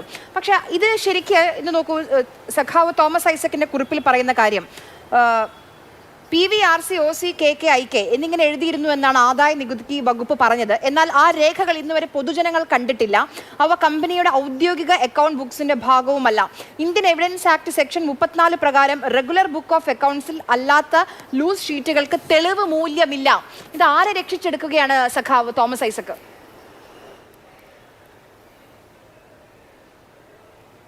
അവരെല്ലാവരെയും കൂടി രക്ഷിച്ചെടുക്കലാണ്. അതായത് അദ്ദേഹം പറയുന്ന ഈ ഡയറി കുറിപ്പുകളുടെ തെളിവ് മൂല്യം സംബന്ധിച്ച് പറയുന്ന കാര്യങ്ങളൊക്കെ നേരത്തെയുള്ള കേസുകളുടെ അടിസ്ഥാനത്തിൽ അദ്ദേഹം പറയുന്നതിൽ ചില വസ്തുതയുണ്ട്. പക്ഷേ PMLA ആക്റ്റും EDയുടെ അധികാര പരിധിയും വ്യത്യസ്തമാണ്. അതാണ് ഞാൻ നേരത്തെ ചൂണ്ടിക്കാണിച്ചത്. പ്രൊസീഡ്സ് ഓഫ് ക്രൈം എന്നുള്ള രീതിയിൽ കൊള്ള മുതൽ ആണെന്ന് അവർക്ക് സംശയം തോന്നിക്കഴിഞ്ഞാൽ അവർക്ക് ആ അക്കൗണ്ടുകൾ സീസ് ചെയ്യുകയും കോൺഫിസ്കേറ്റ് ചെയ്യുകയും വരെ ചെയ്യാവുന്ന അധികാര പരിധികളോട് കൂടിയ ഒരു ഏജൻസിയാണിത്. അപ്പോൾ അതുകൊണ്ട് നേരത്തെ പറയുന്നതിൻ്റെ പരിധിയിൽ ഉൾപ്പെടുത്തി രക്ഷപ്പെട്ടു പോകാൻ ഒരുപക്ഷെ കഴിഞ്ഞേക്കില്ല. അത് തീരുമാനമെടുക്കേണ്ടിയവർ അങ്ങനെ തീരുമാനിച്ചാൽ എന്നുള്ളതാണ് ഞാൻ പറഞ്ഞത്. അപ്പോൾ കാരണം ഇതിൻ്റെ പണം 135 കോടി രൂപയോളം ഇങ്ങനെ ക്യാഷായിട്ടെടുത്ത് വകമാറ്റി ചെലവഴിച്ചു എന്നുള്ളത് കണ്ടെത്തപ്പെട്ട് കഴിഞ്ഞു. അത് നേരത്തെ പറഞ്ഞതുപോലെ അതിൻ്റെ 70% പൊതുജനങ്ങളുടേതാണ്. അവർക്ക് കിട്ടേണ്ട തുക മാറ്റി വെച്ചതിനെക്കുറിച്ചാണ് ഈ പറഞ്ഞിട്ടുള്ളത്. ഇപ്പം നമ്മൾ പറയുമ്പോൾ പല കാര്യങ്ങളും നമ്മൾ മറച്ചു വെച്ച് നേരത്തെ പറഞ്ഞ ചർച്ചയുടെ അടിസ്ഥാനത്തിൽ ഒരു കാര്യം പറയട്ടെ. വീണ സേവനം ചെയ്തതിനെക്കുറിച്ച് പറഞ്ഞു. അതിനെക്കുറിച്ച് സിംഗിൾ ബെഞ്ചിൻ്റെ ഉത്തരവിൽ പറഞ്ഞ ഒരു വാചകം മാത്രം ഞാൻ വായിക്കാം. Investigations uncovered that Exalogic provided no actual services to CMRL as confirmed by statements from Exalogic employees, CMRL's IT head and Veena T herself. അതായത് സേവനമൊന്നും കൊടുത്തോ കൊടുത്തില്ലയോ എന്ന് നമ്മൾ എങ്ങനെയാണ് അറിയുക എന്നുള്ളൊരു വാദം ഇനി നിലനിൽക്കില്ല. അത് ഡിജിറ്റലി തെളിയിക്കാൻ കഴിയുന്നതാണ്. അതുകൊണ്ട് തന്നെ കളവ് പറഞ്ഞ് രക്ഷപ്പെടാൻ പ്രയാസമാണ് എന്ന് മാത്രമല്ല, എക്സാലോജിക്കിലെ എംപ്ലോയീസിനെ ചോദ്യം ചെയ്തതിൽ നിന്നും വീണയുടെ തന്നെ മൊഴിയുടെയും അടിസ്ഥാനത്തിൽ, ആ മൊഴിയെല്ലാം അതിൻ്റെ കൂട്ടത്തിൽ ഇൻവെസ്റ്റിഗേഷൻ്റെ കൂട്ടത്തിലുണ്ട്, അടിസ്ഥാനത്തിൽ അവരങ്ങനെ ഒരു സേവനം കൊടുത്തു എന്നൊരു വാദം അവർക്കില്ല. പിന്നെ അവർക്കില്ലാത്ത വാദം പറഞ്ഞ് എന്തിനാണ് ഇവരെല്ലാം തർക്കിക്കുന്നതെന്ന് എനിക്ക് മനസ്സിലായിട്ടില്ല. അതുപോലെ പറയുന്ന ഒരു കാര്യം, ഞാൻ IT കൺസൾട്ടൻ്റായി ജോലി ചെയ്തിട്ടുള്ള ആളാണ്, IT എംപ്ലോയിയായി ജോലി ചെയ്തിട്ടുള്ള ആളാണ്. ഞാൻ ഒരു സ്ഥാപനം നടത്തി IT എംപ്ലോയീസിനെയും കൺസൾട്ടൻസിനും പേയ്മെൻറ്റ് കൊടുക്കുന്ന ഒരാളുമാണ്. എനിക്ക് മനസ്സിലാകാത്ത കാര്യം നിങ്ങൾ ചിന്തിച്ചാൽ മതി. ഒരു എംപ്ലോയി എന്ന് പറഞ്ഞാൽ എന്താണ്? എംപ്ലോയി എന്ന് പറഞ്ഞാൽ റീറ്റെയിനറാണ്. നിങ്ങൾക്ക് പണി തന്നാലും സ്ഥാപനം തന്നാലും തന്നില്ലേലും ഇന്നത്തേക്ക് ജോലിയില്ല, അതുകൊണ്ട് നിങ്ങൾക്ക് ശമ്പളം കുറവ് തരും എന്ന് പറയാൻ പറ്റുമോ?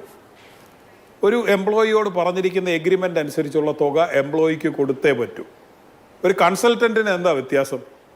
ഈ കൺസൾട്ടൻറ്റിൻ്റെ വ്യത്യാസം അവർ ചെയ്യുന്ന പ്രവർത്തിക്കനുസരിച്ചാണ് അവർക്ക് കൂലി കൊടുക്കുക. ആ പറഞ്ഞിരിക്കുന്ന റേറ്റ് ടൈം ആൻഡ് മെറ്റീരിയലായിട്ട് അവർക്ക് കൂലി കൊടുക്കും. ഇങ്ങനെയാണ് അതിൻ്റെ പേയ്മെൻറ്റ് നടക്കുക. ഇത് കൺസൾട്ടൻ്റ് ആണെന്ന് പറയുക, റീറ്റെയിനറായി വെച്ചുകൊണ്ടിരിക്കുകയാണ് എന്ന് പറഞ്ഞാൽ അത് പിന്നെ എംപ്ലോയി എന്ന് പറഞ്ഞാൽ പോരെ. ഇത് പറയുന്നത് മുഴുവൻ യുക്തിക്ക് നിരക്കാത്ത കളവുകളാണ് ഈ പറഞ്ഞുകൊണ്ടിരിക്കുന്നത്. എന്നിട്ട് വക്കീലന്മാരെ ഹയർ ചെയ്യുന്നത് പോലെയും അങ്ങനെയൊക്കെയുള്ള ഉദാഹരണം പറയും. AMC പോലെയും ആനുവൽ മെയിൻ്റനൻസ് കോൺട്രാക്റ്റ് പോലെയുള്ള ഉദാഹരണങ്ങൾ പറയും. ആവശ്യം വന്നില്ല, അത് അവരുടെ കുഴപ്പമാണോ എന്ന് ചോദിക്കുകയാണ് ഇവരെല്ലാം ചെയ്യുന്നത്.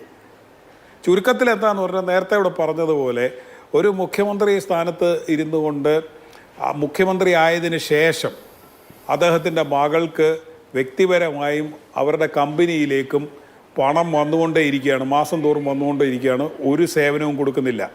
അവിടെ പണിയില്ലാഞ്ഞിട്ടല്ല. തെളിവെന്താ? ഇവരുടെ ഈ പരിപാടി ഈ IT റെയ്ഡിനെ തുടർന്ന് അവസാനിപ്പിച്ച ഉടൻ അവർ ATNA ടെക്നോളജീസ് എന്ന് പറയുന്ന ഒരു സ്ഥാപനവുമായി കരാറിൽ ഏർപ്പെട്ടു. നേരത്തെ ഇവിടെ ചൂണ്ടിക്കാണിച്ച പോലെ 3 ലക്ഷം രൂപയ്ക്ക് ആ പണിയൊക്കെ ചെയ്ത് കിട്ടി, അവരത് തീർത്തു. അപ്പോൾ 3 ലക്ഷം രൂപയ്ക്ക് വേറെ ആർക്കെങ്കിലും കൊടുത്താൽ ചെയ്യാവുന്ന പണി അവിടെ ഉണ്ട്. ആ പേര് പറഞ്ഞുകൊണ്ട് ഇത് ചെയ്യാതെ വർഷങ്ങൾ ഇങ്ങനെ ചെയ്തുകൊണ്ടിരിക്കുകയാണ്. അപ്പോൾ അതേ പണിയാണോ? ഇതൊക്കെ അവർ പറയട്ടെ. പക്ഷേ ഇത് ഇങ്ങനെ ഇല്ലാത്ത വാദങ്ങൾ ഇവിടെ പറഞ്ഞുകൊണ്ടിരിക്കുകയാണ്. വേറെ ഒരു വാദം ഉന്നയിക്കുന്നത് IT സെറ്റിൽമെൻറ്റ് ബോർഡ് അവസാനിപ്പിച്ച വിഷയമാണ്, അതിന്മേൽ വീണ്ടും കേസെടുക്കരുത്. അതും ബഹുമാനപ്പെട്ട കോടതി ഈ ഓർഡറിലൂടെ വ്യക്തമാക്കിയിട്ടുണ്ട്, ഈ ഡിവിഷൻ ബെഞ്ചിൻ്റെ ഓർഡറിലൂടെ. അവർ എക്സംഷൻ കൊടുക്കുന്നത് IT ഇൻകം ടാക്സ് ആക്റ്റിൽ നിന്നും വെൽത്ത് ആക്റ്റിൽ നിന്നുമാണ്. ഇത് രണ്ടിൽ നിന്നല്ലാതെ ചെയ്തു പോയ എല്ലാ കുറ്റകൃത്യങ്ങൾക്കും മാപ്പപേക്ഷ കൊടുക്കാൻ ഇവിടെ ഇന്ത്യൻ പ്രസിഡൻറ്റിൻ്റെ പാർഡൻ കൊടുക്കുന്ന കഴിവൊന്നും ഈ സെറ്റിൽമെൻറ്റ് ബോർഡിനോ ഇൻകം ടാക്സുകാർക്കോ കൊടുത്തിട്ടില്ല. അപ്പോൾ അതുകൊണ്ട് ഇങ്ങനത്തെ ഇല്ലാത്ത വാദങ്ങൾ ഇവരാരും ഒരു അഭിഭാഷകരോടും ചോദിക്കാതെ എന്തോ പൊട്ടവാദം വിളിച്ചു പറയുന്നതാണെന്ന് നമ്മൾ കരുതുന്നുണ്ടോ? ഈ CPM പോലൊരു പാർട്ടിയുടെ ആൾക്കാർ പ്രത്യേകിച്ച് ഇതുപോലൊരു ഗുരുതരമായ കേസിൽ ഇങ്ങനെ മറ്റേ കാരസ്കരത്തിൻ ഗുരു ബിരിയാണി ചെമ്പെന്നൊക്കെ പറഞ്ഞാൽ മതിയെന്ന് അവർ ധരിക്കുന്നുണ്ടോ? അതല്ല. അവർ വക്കീലന്മാരോടൊക്കെ അന്വേഷിക്കുന്ന സമയത്ത് ഇത് പ്രശ്നമാണെന്ന് മനസ്സിലാക്കിയിട്ട് പിന്നെ ഇതുപോലെ വെറുതെ പുകമറ എന്ന് നമ്മൾ സാധാരണ പറയുമല്ലോ, അക്ഷരാർത്ഥത്തിൽ അത് തന്നെ, അത് സൃഷ്ടിക്കാൻ വേണ്ടി ഇങ്ങനെ പരത്തി പറയുകയാണ് ചെയ്യുന്നത്. തെളിയിക്കപ്പെടാത്ത എല്ലാ കേസുകളിലും അത് നമുക്കറിയാം. ഇവിടുത്തെ അഴിമതി കേസുകൾ എത്ര എണ്ണം തെളിഞ്ഞിട്ടുണ്ടെന്ന്. ബോഫോസ് തൊട്ട് ഇങ്ങോട്ട് നമ്മൾ പറയുന്നതെല്ലാം ഇങ്ങനെയാണ്. അപ്പോൾ അതിന് വേണമെങ്കിൽ ഇങ്ങനെ ഒരുപാട് കഥകൾ നമുക്കിങ്ങനെ പറയാം, പറഞ്ഞിട്ട് ഇത് മുഴുവൻ അടിസ്ഥാനരഹിതമാണെന്ന് പറയാം. ശിക്ഷിക്കപ്പെടുന്നിടം വരെ നിരപരാധിയാണെന്ന് പറയാനുള്ള അവകാശം ഓരോ വ്യക്തിക്കും ഉണ്ട്, അതങ്ങനെ നിലനിൽക്കുകയും വേണം. പക്ഷേ രാഷ്ട്രീയ പാർട്ടികൾ അവരുടെ മുഴുവൻ രാഷ്ട്രീയവും മറന്ന് എല്ലാ ധാർമ്മികതയും മറന്നുകൊണ്ട് ഇങ്ങനെ വന്നിരുന്ന് ന്യായീകരിക്കുക എന്ന് പറയുന്നത് ഇവിടുത്തെ ഇതുപോലെ പാറ്റകൾ പെരുകും, അത്രയേ ഉള്ളൂ അതിൻ്റെ അർത്ഥം. വേറെ ഒന്നുമില്ല, വേറെ ഒരു ഗുണവും അതുകൊണ്ടില്ല. ഒരാൾ മുഖ്യമന്ത്രിയായതിനു ശേഷം ചെയ്യാത്ത സേവനത്തിന് ഒരു ഇതുപോലെ CMRL പോലെയുള്ള ഒരു കോൺട്രവേഴ്ഷ്യൽ ആയിട്ടുള്ള ഒരു കമ്പനിയിൽ നിന്ന് തുക പറ്റുക, ആ സ്ഥാപനം ഇൻകോർപ്പറേറ്റ് ചെയ്യാൻ വേണ്ടിയുള്ള തുകയും അവിടെ നിന്ന് പറ്റുക എന്ന് പറഞ്ഞാൽ അത് അഴിമതി അല്ലെങ്കിൽ പിന്നെ കേരളം ഇതുവരെ അഴിമതി കണ്ടിട്ടില്ല എന്നാണ് അതിൻ്റെ അർത്ഥം. ശരി. അപ്പോൾ അങ്ങനെ ഒരു അഴിമതിയെ ന്യായീകരിക്കാൻ വേണ്ടി CPM അതിൻ്റെ സർവ്വശക്തിയും ഉപയോഗിച്ച് ജനറൽ സെക്രട്ടറി വരെ പുറത്തിറങ്ങുക എന്ന് പറഞ്ഞാൽ അവർ ശവക്കോട്ടയിലേക്കുള്ള യാത്ര ആരംഭിച്ചു എന്നാണ് അതിൻ്റെ അർത്ഥം. അതുകൊണ്ട് അവർ ഇപ്പോഴെങ്കിലും അത് ചിന്തിക്കണം. ചിന്തിച്ചില്ലെങ്കിൽ അത് വളരെ വളരെ വൈകിപ്പോയി, ഇപ്പോൾ തന്നെ വൈകി. അത് മാത്രമേ നമുക്ക് അഭ്യർത്ഥിക്കാനുള്ളൂ. ശരി. നമ്മളിപ്പോൾ 2026-ലാണ്. 2020 നവംബറിൽ സമാനമായൊരു കേസിൽ എന്തായിരുന്നു ഇപ്പോഴത്തെ പ്രതിപക്ഷ നേതാവിന്റെ നിലപാടെന്ന് കേൾക്കാം.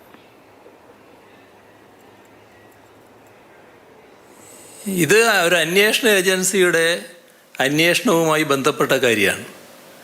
അതുമായി ബന്ധപ്പെട്ട് എന്താണ് അന്വേഷണ ഏജൻസിയുടെ കയ്യിലുള്ളത് എന്ന് അറിയാതെ നമുക്കത് സംബന്ധിച്ച് ഒന്നും പറയാനാവില്ല.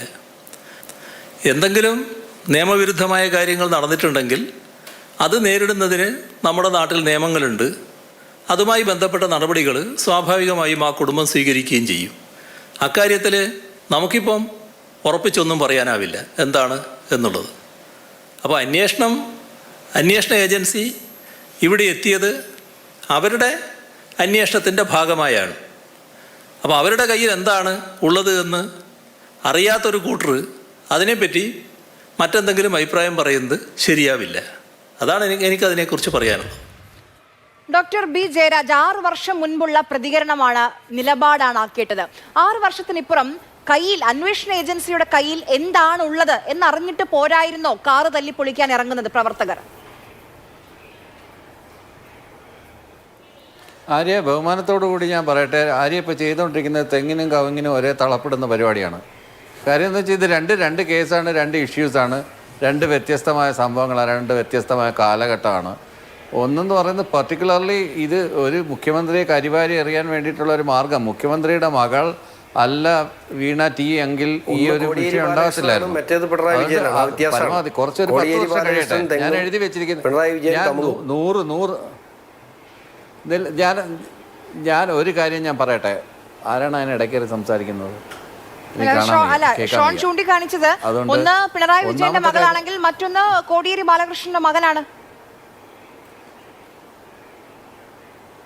ആയിക്കോട്ടെ, അതൊന്നും അല്ലല്ലോ ഇവിടെ വിഷയം. ആ ഒരു കേസിന്റെ കോണ്ടെക്സ്റ്റ് എന്താണെന്നുള്ളത് 2 ഒരേ രീതിയിലല്ല എന്നുള്ള രീതിയിലാണ് അതിനെ നമ്മൾ 2 കാണേണ്ടുന്ന 2 കേസുകളാണ്, 2 സ്റ്റേറ്റ്മെൻ്റാണ്, 2 പെർട്ടിക്കുലർ കാലയളവിൽ നടന്നതാണ്, 2 പെർട്ടിക്കുലർ സ്റ്റാൻഡ് ഇതുമായിട്ട് ബന്ധപ്പെട്ടിട്ടുള്ള വ്യക്തികൾ എടുത്തിട്ടുള്ളതുമാണ്.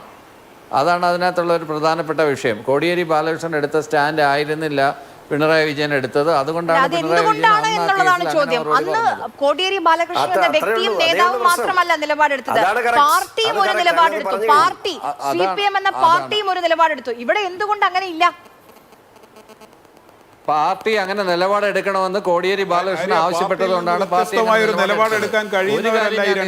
പറയാം. ഇത് ഒരു കാര്യം ഞാൻ പറയാം, വളരെ വ്യക്തമായിട്ട് ഞാൻ ഒരു കാര്യം വ്യക്തമായിട്ട് പറയാം. ഒരു 10 വർഷം കഴിഞ്ഞോട്ടെ, 10 വർഷം കഴിയുമ്പോഴത്തേക്കും ഷോണെ ഒന്ന് ഇടയ്ക്ക് ഇടപെടാതിരിക്കും. ഞാനൊന്ന് പറയട്ടെ, എല്ലാവരും ചോദിക്കുന്ന ഒരു കാര്യം, അന്ന് പാർട്ടിക്ക് അന്നൊരു വിഷയം വന്നപ്പോൾ, അന്ന് കേന്ദ്രത്തിൽ നിന്നൊരു അന്വേഷണ ഏജൻസി വന്നപ്പോൾ പാർട്ടിക്ക് കോടിയേരി ബാലകൃഷ്ണൻ ഞാൻ മാറി നിൽക്കുകയാണെന്ന നിലപാടും പാർട്ടി ഇതിൽ ഇടപെടേണ്ടില്ല എന്ന് പറയാൻ അദ്ദേഹത്തിനുള്ള നിലപാട് അദ്ദേഹം കാണിച്ചു. ഇവിടെ എന്തുകൊണ്ട് അത് പാർട്ടിക്ക് കഴിയുന്നില്ല? പാർട്ടിയേക്കാൾ വലുതാണോ പിണറായി? അങ്ങനെയല്ലല്ലോ ഈ വിഷയം. അത് കോടിയേരി ബാലകൃഷ്ണന്റെ സ്റ്റാൻഡാണ്. അന്നേരം കോടിയേരി ബാലകൃഷ്ണൻ എടുത്തൊരു സ്റ്റാൻഡാണ് അതിൻ്റേത്. 2 വ്യക്തികൾ, 2 വ്യത്യസ്തമായ സംഭവങ്ങൾ, അതിനകത്ത് എടുത്ത സ്റ്റാൻഡ്. അതുകൊണ്ടാണ് ഞാൻ പറഞ്ഞത്, അല്ലാതെ വ്യക്തികളെ അല്ല ഞാൻ തെങ്ങും കവുങ്ങും എന്ന് ഉദ്ദേശിച്ചത്, ആ സംഭവങ്ങളെയാണ് ഞാൻ ഇങ്ങനെ പറഞ്ഞത്. അത് വ്യക്തികളായിട്ട് അതിനെ ന്യൂനീകരിക്കുകയോ ക്രോഡീകരിക്കുകയോ ഒന്നും വേണ്ട. രണ്ടാമത്തെ കാര്യം എനിക്ക് പറയാനുള്ളത്, ഈ പറഞ്ഞ ഒരു വിഷയത്തിൽ നമ്മൾ ഇത്രയും നേരം സംസാരിച്ചുകൊണ്ടിരുന്നൊരു വിഷയത്തിൽ ഞാൻ അസന്നിഗ്ധമായിട്ടൊരു കാര്യം പറയാം. ഒരു 10 വർഷം കഴിയുന്നുണ്ട് ഇത് കേരളം കണ്ടിട്ടുള്ളതിൽ വെച്ച് ഏറ്റവും വലിയ തമാശയായിട്ട് മാറും ഈ കേസ് എന്നുള്ളതാണ്.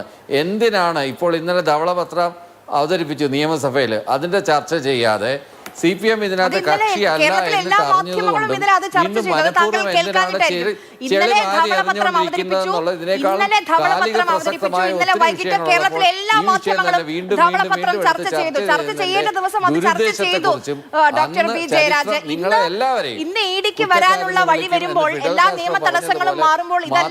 ആവർത്തിക്കാൻ ഇവിടെ കഴിയുന്നുള്ളൂ. അത് തന്നെയാണ് വാസ്തവവും. താങ്കൾ ഈ ധവളപത്രത്തിന്റെ കാര്യം പറഞ്ഞു. ധവളപത്രം ഇന്നലെ ചർച്ച ചെയ്തു എല്ലാ മാധ്യമങ്ങളും. കേൾക്കാമോ? എനിക്ക് കേൾക്കാം. താങ്കൾക്ക് കേൾക്കാമോ ഞാൻ പറയുന്നത്? ശരി, അത് ആ ഫോൺ കട്ടായി പോയെന്ന് തോന്നുന്നു. നമുക്ക് അദ്ദേഹത്തിലേക്ക് മടങ്ങി വരാം. ശ്രീ ജിൻഡോ ജോൺ, ഇതിപ്പോൾ ഇഡിക്ക് മുന്നിലുള്ള എല്ലാ തടസ്സങ്ങളും, സാങ്കേതികമായി ഉണ്ടായിരുന്ന, നിയമപരമായി ഉണ്ടായിരുന്ന എല്ലാ തടസ്സങ്ങളും അവസാനിക്കുകയാണ്. ഇപ്പോൾ നേരത്തെ ജോസഫ് സി മാത്യു വായിച്ച ഉത്തരവിലുണ്ട്, ഒരു സേവനവും നൽകിയിട്ടില്ല എന്ന് എക്സാലോജിക്കും വീണ ഹെർസെൽഫ് എന്നുള്ളതാണ് ആ ഉത്തരവിൽ പറയുന്നത്, നൽകിയിട്ടുണ്ട്. അപ്പോൾ അടുത്തത് എന്തായിരിക്കും? വിശദീകരിക്കാൻ കഴിയുമോ വീണ ടിക്ക് എന്ത് സേവനം? ഒരു കാരണവശാലും വീണ തൈക്കണ്ടിയിൽ അവരെന്ത് സേവനം CMRL കമ്പനിക്ക് കൊടുത്തു എന്ന് വിശദീകരിക്കാൻ സാധിക്കില്ല. കഴിഞ്ഞ 2019 ശേഷം ഏകദേശം 6-7 വർഷമായിട്ട് ഈ പരിപാടി തുടർന്നുകൊണ്ടിരിക്കുകയല്ലേ. കുറേ പാവപ്പെട്ട സഖാക്കന്മാരെ കൊണ്ട് അതിന് പറഞ്ഞ് ന്യായീകരിക്കാനും തെരുവിൽ തല്ലുണ്ടാക്കാനും വിടുന്നതല്ലാതെ വീണ തൈക്കണ്ടിലിനോ പിണറായി വിജയനോ ഇക്കാര്യത്തിൽ ഒരു മറുപടി പറയാൻ പറ്റൂല. എൻ്റെ ഭാര്യ, അവളുടെ അമ്മ, അവളുടെ പെൻഷൻ കാശ് കൊണ്ട് തുടങ്ങിയ IT കമ്പനി എന്നൊക്കെ പറഞ്ഞ് പ്രസംഗിച്ച് തള്ളാമെന്നല്ലാതെ മനുഷ്യർക്ക് മനസ്സിലാകുന്ന ഒരു മറുപടി പറയാൻ പറ്റില്ല. ഇപ്പോൾ അദ്ദേഹം ഈ ഇടത് സഹയാത്രികനെന്ന് അവകാശപ്പെടുന്ന ജയരാജനെ പറഞ്ഞു 10 വർഷം കഴിയുമ്പോൾ ഇതൊരു തമാശയായിരിക്കും ഈ കേസെന്ന്. 10 വർഷം കഴിയണ്ട, അധികം താമസിയാതെ ഈ പാർട്ടി തന്നെ കേരളത്തിലെ ഒരു തമാശയായിട്ട് മാറും. കാരണം എന്താ? മുൻ മുഖ്യമന്ത്രിയുടെ മകൾ, അദ്ദേഹം മുഖ്യമന്ത്രി ആയിരുന്ന കാലത്ത് ഒരു പൊതുമേഖലാ കമ്പനിയിൽ നിന്ന് വാങ്ങിയ പണം എന്തിനു വേണ്ടിയിട്ടാണെന്ന് മറുപടി പറയാൻ പറ്റാതെ ആ പാർട്ടിയുടെ അടിവേര് ഇളകിപ്പോയ കഥ ആളുകൾക്കൊരു തമാശയായിരിക്കും. ഇവിടെ അദ്ദേഹം പറഞ്ഞത് തെങ്ങിനും കവുങ്ങിനും ഒരു തളുപ്പിടണ്ട എന്നാണ്. അതായത് കോടിയേരി ബാലകൃഷ്ണന്റെ വിഷയവും പിണറായിയുടെ വിഷയവും രണ്ടായി കാണണമെന്ന്. 2 കാലം, 2 വ്യക്തികൾ, പിന്നെന്താ 2 കേസുകൾ. എന്തൊക്കെ പറഞ്ഞ് ന്യായീകരിച്ചാലും അദ്ദേഹം പറയുകയാണ് കോടിയേരി ആവശ്യപ്പെട്ടത് കൊണ്ടാണ് പാർട്ടി അന്ന് ആ നിലപാടെടുത്തതെന്ന്. ഏത്? കോടിയേരി സ്വയം മാറി നിൽക്കുന്നതും മകന്റെ കാര്യത്തിൽ പാർട്ടി ഇടപെടണ്ട എന്നുള്ള നിലപാടും. അപ്പോൾ ഇപ്പോഴത്തെ പാർട്ടിയുടെ നിലപാട് പിണറായി വിജയൻ ആവശ്യപ്പെട്ടിട്ടാണോ? കാറ് തല്ലിപ്പൊളിച്ചതും മൊട്ടയെറിഞ്ഞതും ആളുകളെ തല്ലാൻ നോക്കുന്നതും കൊല്ലാൻ നോക്കുന്നതും അതുപോലെ തന്നെ ഈ പറഞ്ഞ ന്യായീകരണം ഒക്കെ നടത്തുന്നത് പാർട്ടിയുടെ അഖിലേന്ത്യാ കമ്മിറ്റി തൊട്ട് ബ്രാഞ്ച് കമ്മിറ്റി വരെയുള്ള നേതാക്കന്മാർ തെരുവിൽ ഇറങ്ങി നിന്ന് പ്രകടനം നടത്തി ന്യായീകരിക്കുന്നത് പിണറായി വിജയൻ ആവശ്യപ്പെട്ടിട്ടാണോ? അന്ന് കോടിയേരി ഉന്നതമായ ജനാധിപത്യ പൗരബോധത്തിൽ എൻ്റെ മകന്റെ കേസിൽ നിങ്ങൾ ഇടപെടണ്ട എന്ന് പറഞ്ഞ് മാറി നിൽക്കാൻ കാണിച്ചു എന്ന് സ്വയം അവകാശപ്പെട്ട് മാറി നിന്നാണ് ജയരാജ് പറയുന്നത്. അപ്പോൾ ഇപ്പോൾ പാർട്ടിയുടെ നിലപാട് എന്താ? വീണ തൈക്കണ്ടിലെ ന്യായീകരിക്കാൻ വേണ്ടി ഇറങ്ങിയേക്കുക. അത് പിണറായി വിജയൻ ആവശ്യപ്പെട്ടിട്ടാണോ? അതുകൊണ്ടാണ് ഞാൻ പറയുന്നത്, പിണറായി വിജയൻ എന്ന് പറഞ്ഞ ഒറ്റ നേതാവിലേക്ക് ഈ പാർട്ടി ചുരുക്കപ്പെട്ടപ്പോൾ പാർട്ടി തമാശയായി മാറി. അതിന് ഇനി 10 കൊല്ലമൊന്നും കഴിയേണ്ട കാര്യമില്ല. ഇവിടെ എന്താ കാര്യം? ആര്യം നമ്മൾ ആലോചിക്കണം. ഒരു പാവപ്പെട്ട പെൺകുട്ടി അമ്മയുടെ പെൻഷൻ കാശ് കൊണ്ട് IT കമ്പനി തുടങ്ങുന്നു. എവിടെയാണ് തുടങ്ങിയത്? ബാംഗ്ലൂർ, കർണാടകയിൽ, കോൺഗ്രസ് ഭരിക്കുന്ന കർണാടകയിൽ. അതിനു മുമ്പ് BJP ഭരിച്ച കർണാടകയിൽ. പിണറായി വിജയൻ 10 കൊല്ലമായിട്ട് ഈസ് ഓഫ് ഡൂയിങ് ബിസിനസ് തള്ളിക്കൊണ്ടിരുന്ന കേരളത്തിൽ തുടങ്ങിയില്ല. സംസ്ഥാന കമ്മിറ്റി ഓഫീസായിട്ടുള്ള AKG സെന്റർ അഡ്രസ്സാക്കി വെച്ചിട്ട് തുടങ്ങുക. ഏത്? അച്ഛൻ താമസിക്കുന്നതെന്ന് പറഞ്ഞിട്ട് AKG സെന്റർ. കണ്ണൂർ എന്താ ഇവർക്ക് വീടില്ലേ? വീണ തൈക്കണ്ടിൽ വേറെ വീടില്ലാഞ്ഞിട്ടാണോ? അപ്പോൾ അച്ഛൻ്റെ AKG സെന്ററിന് പാർട്ടി ഓഫീസ് ലോക്കൽ അഡ്രസ്സാക്കി വെച്ച്, കമ്പനി അഡ്രസ്സാക്കി വെച്ച് ഒരു IT കമ്പനി തുടങ്ങിയിട്ട് അതിൽ 11 വിദ്യാഭ്യാസ സ്ഥാപനങ്ങൾക്ക് സേവനം കൊടുത്തു വന്ന്. ആ സേവനങ്ങളെ കുറിച്ചും അന്വേഷിക്കണം. എന്ത് സേവനം നടത്തിയെന്ന് അന്വേഷിക്കണമെന്നേ. അതിന്റെ കൂട്ടത്തിൽ ഒരു കരിമണൽ കമ്പനിക്ക് സേവനം കൊടുത്തു. 2,78,00,000 രൂപ വാങ്ങി. അതുകൂടാതെ 50 ലക്ഷം രൂപ കടമായിട്ട് വാങ്ങി. പിന്നെ 4 ലക്ഷം രൂപ തിരിച്ചു കൊടുത്തു. ഇതിനും മാത്രം പണം വാങ്ങിയിട്ട് ഈ കമ്പനി, വീണ തൈക്കണ്ടിലിന്റെ കമ്പനി CMRLുമായിട്ടുള്ള ഇടപാട് നിർത്തിയത് പ്രകാരം കമ്പനി പൂട്ടിപ്പോയി. ഇത്ര വലിയ അത്യാധുനിക സൗകര്യങ്ങളുള്ള വലിയ ആനുവൽ മെയിൻ്റനൻസ് ഒക്കെ ആവശ്യമുള്ള ഡെവലപ്മെന്റ് നടത്തി കൊടുക്കുന്ന കമ്പനി ആയിരുന്നെങ്കിൽ, സോഫ്റ്റ്വെയർ വികസിപ്പിച്ചു കൊടുക്കുന്ന കമ്പനി ആയിരുന്നെങ്കിൽ വേറെ സ്ഥാപനങ്ങൾ വിളിക്കൂലേ? ആരും വിളിക്കൂല. വണ്ടി പാസിന് ജയിച്ചിട്ട് തട്ടിപ്പ് കമ്പനിയും തുടങ്ങി, കറക്ക് കമ്പനിയും തുടങ്ങി, ആളുകളെ പറ്റിച്ച് കാശും വാങ്ങിയിട്ട് മറുപടി പറയാൻ പറ്റാതെ എന്നിട്ട് ഡോർമെന്റ് ആയി പോയി എന്ന് പറഞ്ഞ് പൂട്ടിപ്പോയി ഒളിച്ചു കളിക്കുക. മറുപടി പറയാതെ ഒരു പാർട്ടിയുടെ സാധാരണ സഖാക്കന്മാരടക്കം പോലീസിന്റെ മുമ്പിൽ ഇടികൊണ്ട് ജയിലിൽ കിടക്കുക, എന്നിട്ട് ഒരു ഉത്തരം പറയാതെ അച്ഛനും മകളൊക്കെ ഒളിച്ചു കളിക്കുകയാണ്. മറുപടി പറയാതെ ഇവരിപ്പോ പറയാ 10 കൊല്ലം കഴിയുമ്പോൾ കേസ് തമാശയാവുന്നു. ഇപ്പോൾ തന്നെ ഇവർ തമാശയാണ്. കേരളത്തിലെ CPM-കാരുടെ മുമ്പിൽ ഏറ്റവും വലിയ തമാശയുടെ പേരാ പിണറായി വിജയൻ. ഈ ജയ്ക്ക് ബാലകുമാർ എന്ന് പറഞ്ഞൊരു മെന്റർ ഉണ്ടായിരുന്നു ഇല്ലേ? PT തോമസ് പണ്ട് 1ാം പിണറായി വിജയൻ സർക്കാരിന്റെ കാലത്ത് ചോദിച്ചിട്ടുള്ള ഒരു കാര്യമാണ്. PT തോമസ് ഈ ജയ്ക്ക് ബാലകുമാർ എങ്ങനെയാ വീണ സൈക്കോണ്ടിന്റെ എക്സാലോജി കമ്പനിയുടെ മെന്ററായെന്ന് ചോദിച്ച അന്ന് തൊട്ട് പിന്നെ ആ കമ്പനി വെബ്സൈറ്റ് അപ്രത്യക്ഷമായി. 2 ദിവസം കഴിഞ്ഞ് വെബ്സൈറ്റ് പ്രത്യക്ഷപ്പെട്ടപ്പോ ജയ്ക്ക് ബാലകുമാറിന്റെ പേരില്ല. ഏത് പോളിറ്റ് ബ്യൂറോ പറഞ്ഞതാ ഇതുപോലെ കറപ്റ്റ് ആയിട്ടുള്ള ആളുകളെ, ഇതുപോലെ ഷെയ്ഡി ക്യാരക്ടേഴ്സിനുമായിട്ടുള്ള കച്ചവടം നടത്തരുതെന്ന് പറഞ്ഞാൽ ഒരാളാണ് പിണറായി വിജയൻ എന്ന പോളിറ്റ് ബ്യൂറോ മെമ്പറുടെ മകളുടെ കമ്പനിയുടെ മെന്ററായിട്ടിരിക്കുന്നത്. മറുപടി ഉണ്ടോ CPM-ന്? മറുപടി ഉണ്ടാകില്ല. അച്ഛന്റെ മുഖ്യമന്ത്രി പദവും അച്ഛന്റെ മന്ത്രി പദവിയും അച്ഛന്റെ സർക്കാരിന്റെ ബലവും കണ്ട് മകളുടെ അക്കൗണ്ടിലേക്ക് വന്ന പണത്തിന്റെ ഉത്തരവാദിത്തം അച്ഛന് കൂടി ഉണ്ടെന്നാണ് നമ്മൾ ഇതിൽ നിന്ന് മനസ്സിലാക്കേണ്ടത്. അച്ഛനുള്ള പണം മകള് കൈപ്പറ്റി കമ്പനിയിലൂടെ അച്ഛന്റെ ജരാനരങ്ങൾ ഏറ്റുവാങ്ങിയ മറ്റേ പുരാണത്തിലെ ഏതൊരു കഥാപാത്രമല്ലേ ആ അച്ഛനെ വീണ തൈക്കണ്ടില് ഉള്ളത് പറഞ്ഞ അച്ഛൻ ജയിലിൽ പോവും, പറഞ്ഞില്ലെങ്കിൽ മകള് ജയിലിൽ പോവും. ശരി, നമുക്കൊരു ഇടവേള എടുത്ത് വളരെ പെട്ടെന്ന് തിരിച്ചു വരാം. ശ്രീ ഷോൺ ജോർജ്, എനിക്കുള്ള ഇതിലൊരു സംശയം, ഇപ്പം ഇതുമായി ബന്ധപ്പെട്ട് നിയമപരമായി പല തടസ്സങ്ങൾ, ഇപ്പൊ പാർട്ടി പ്രവർത്തകരൊക്കെ വലിയ പ്രതിഷേധം ഉയർത്തുന്നുണ്ട്. പല ഭാഗങ്ങളിൽ വരുന്ന ED ഉദ്യോഗസ്ഥരെ ആക്രമിക്കുന്നു, കാർ തല്ലിപ്പൊളിക്കുന്നു. പക്ഷേ ഒരു തടസ്സ ഹർജിയുമായി എന്തുകൊണ്ടാണ് കോടതിയിലേക്ക് നിയമ നടപടിയുമായി എക്സാലോജിക്കില്ല ശരി വീണ ടി പോകാത്തത്?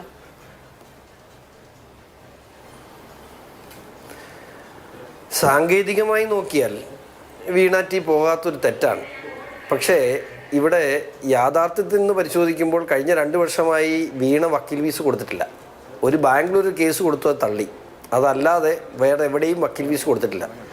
ആദ്യത്തെ കുറേ കാലം KSIDC കൊണ്ടാണ് കേസ് നടത്തിച്ചത്. കാരണം CMRലും KSIDCയും പ്രതിയായിരുന്നുകൊണ്ട് KSIDC സംസ്ഥാന സർക്കാരിൻ്റെ പങ്കാളിത്തമല്ല, KSIDC എൻ്റെ വിശ്വാസം ശരിയാണെങ്കിൽ കേസ് നടത്താൻ വേണ്ടി മാത്രം സീനിയർ അഡ്വക്കേറ്റ്സിനെ ഡൽഹിയിൽ നിന്ന് എത്തിച്ചതിന് മാത്രം 1.5 കോടി രൂപയിലധികം KSIDCക്ക് ചിലവുണ്ട്.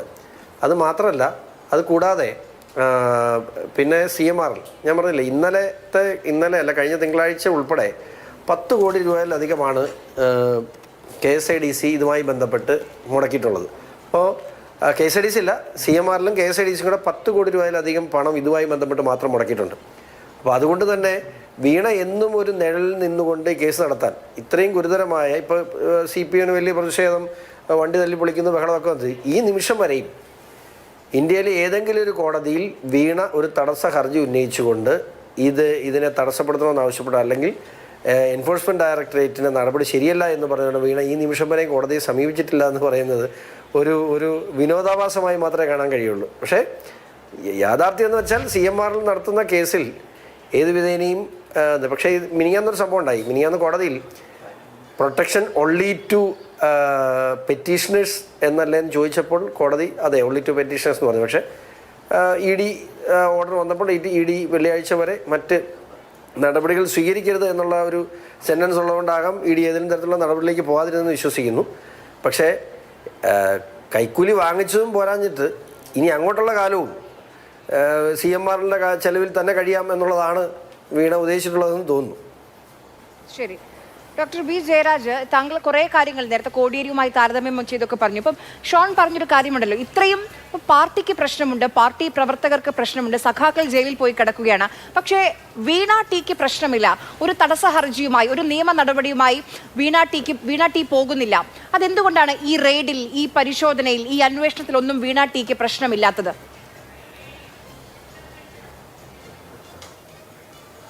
വീണ ടിയുടെ പേരിൽ കേസ് നടക്കുകയല്ലേ.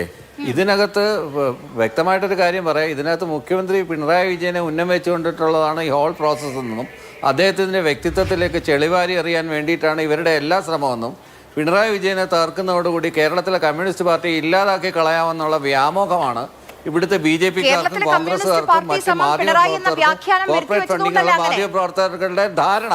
ആ ധാരണ ആ ധാരണ ഒരിക്കലും നടക്കാൻ പോകുന്നില്ല എന്ന് മാത്രമല്ല, അത് വെച്ച വെള്ളമാണ് അടുപ്പിൽ ഇരിക്കത്തുള്ള തിളയ്ക്കാൻ പോകുന്നില്ല എന്നുള്ളതാണ് വാസ്തവം.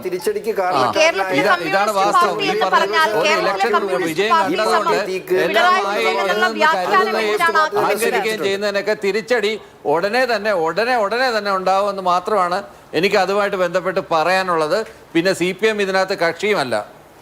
അല്ല, CPM ഇതിനകത്ത് കക്ഷിയല്ല. കേരളത്തിലെ കമ്മ്യൂണിസ്റ്റ് പാർട്ടി, എനിക്ക് താങ്കളുടെ വിശദീകരണം മനസ്സിലായില്ല. കേരളത്തിലെ കമ്മ്യൂണിസ്റ്റ് പാർട്ടി ഇല്ലാതാക്കാൻ എന്തിനാണ് വീണ ടിക്കെതിരെ ഒരു KSFI അന്വേഷണം? കേരളത്തിലെ കമ്മ്യൂണിസ്റ്റ് പാർട്ടി സമം പിണറായി വിജയൻ, അതുകൊണ്ട് എന്തിനാണ് ഒരു വ്യക്തി കേന്ദ്രീകൃതമായി എങ്ങനെയാണ് പാർട്ടി മാറിയത്?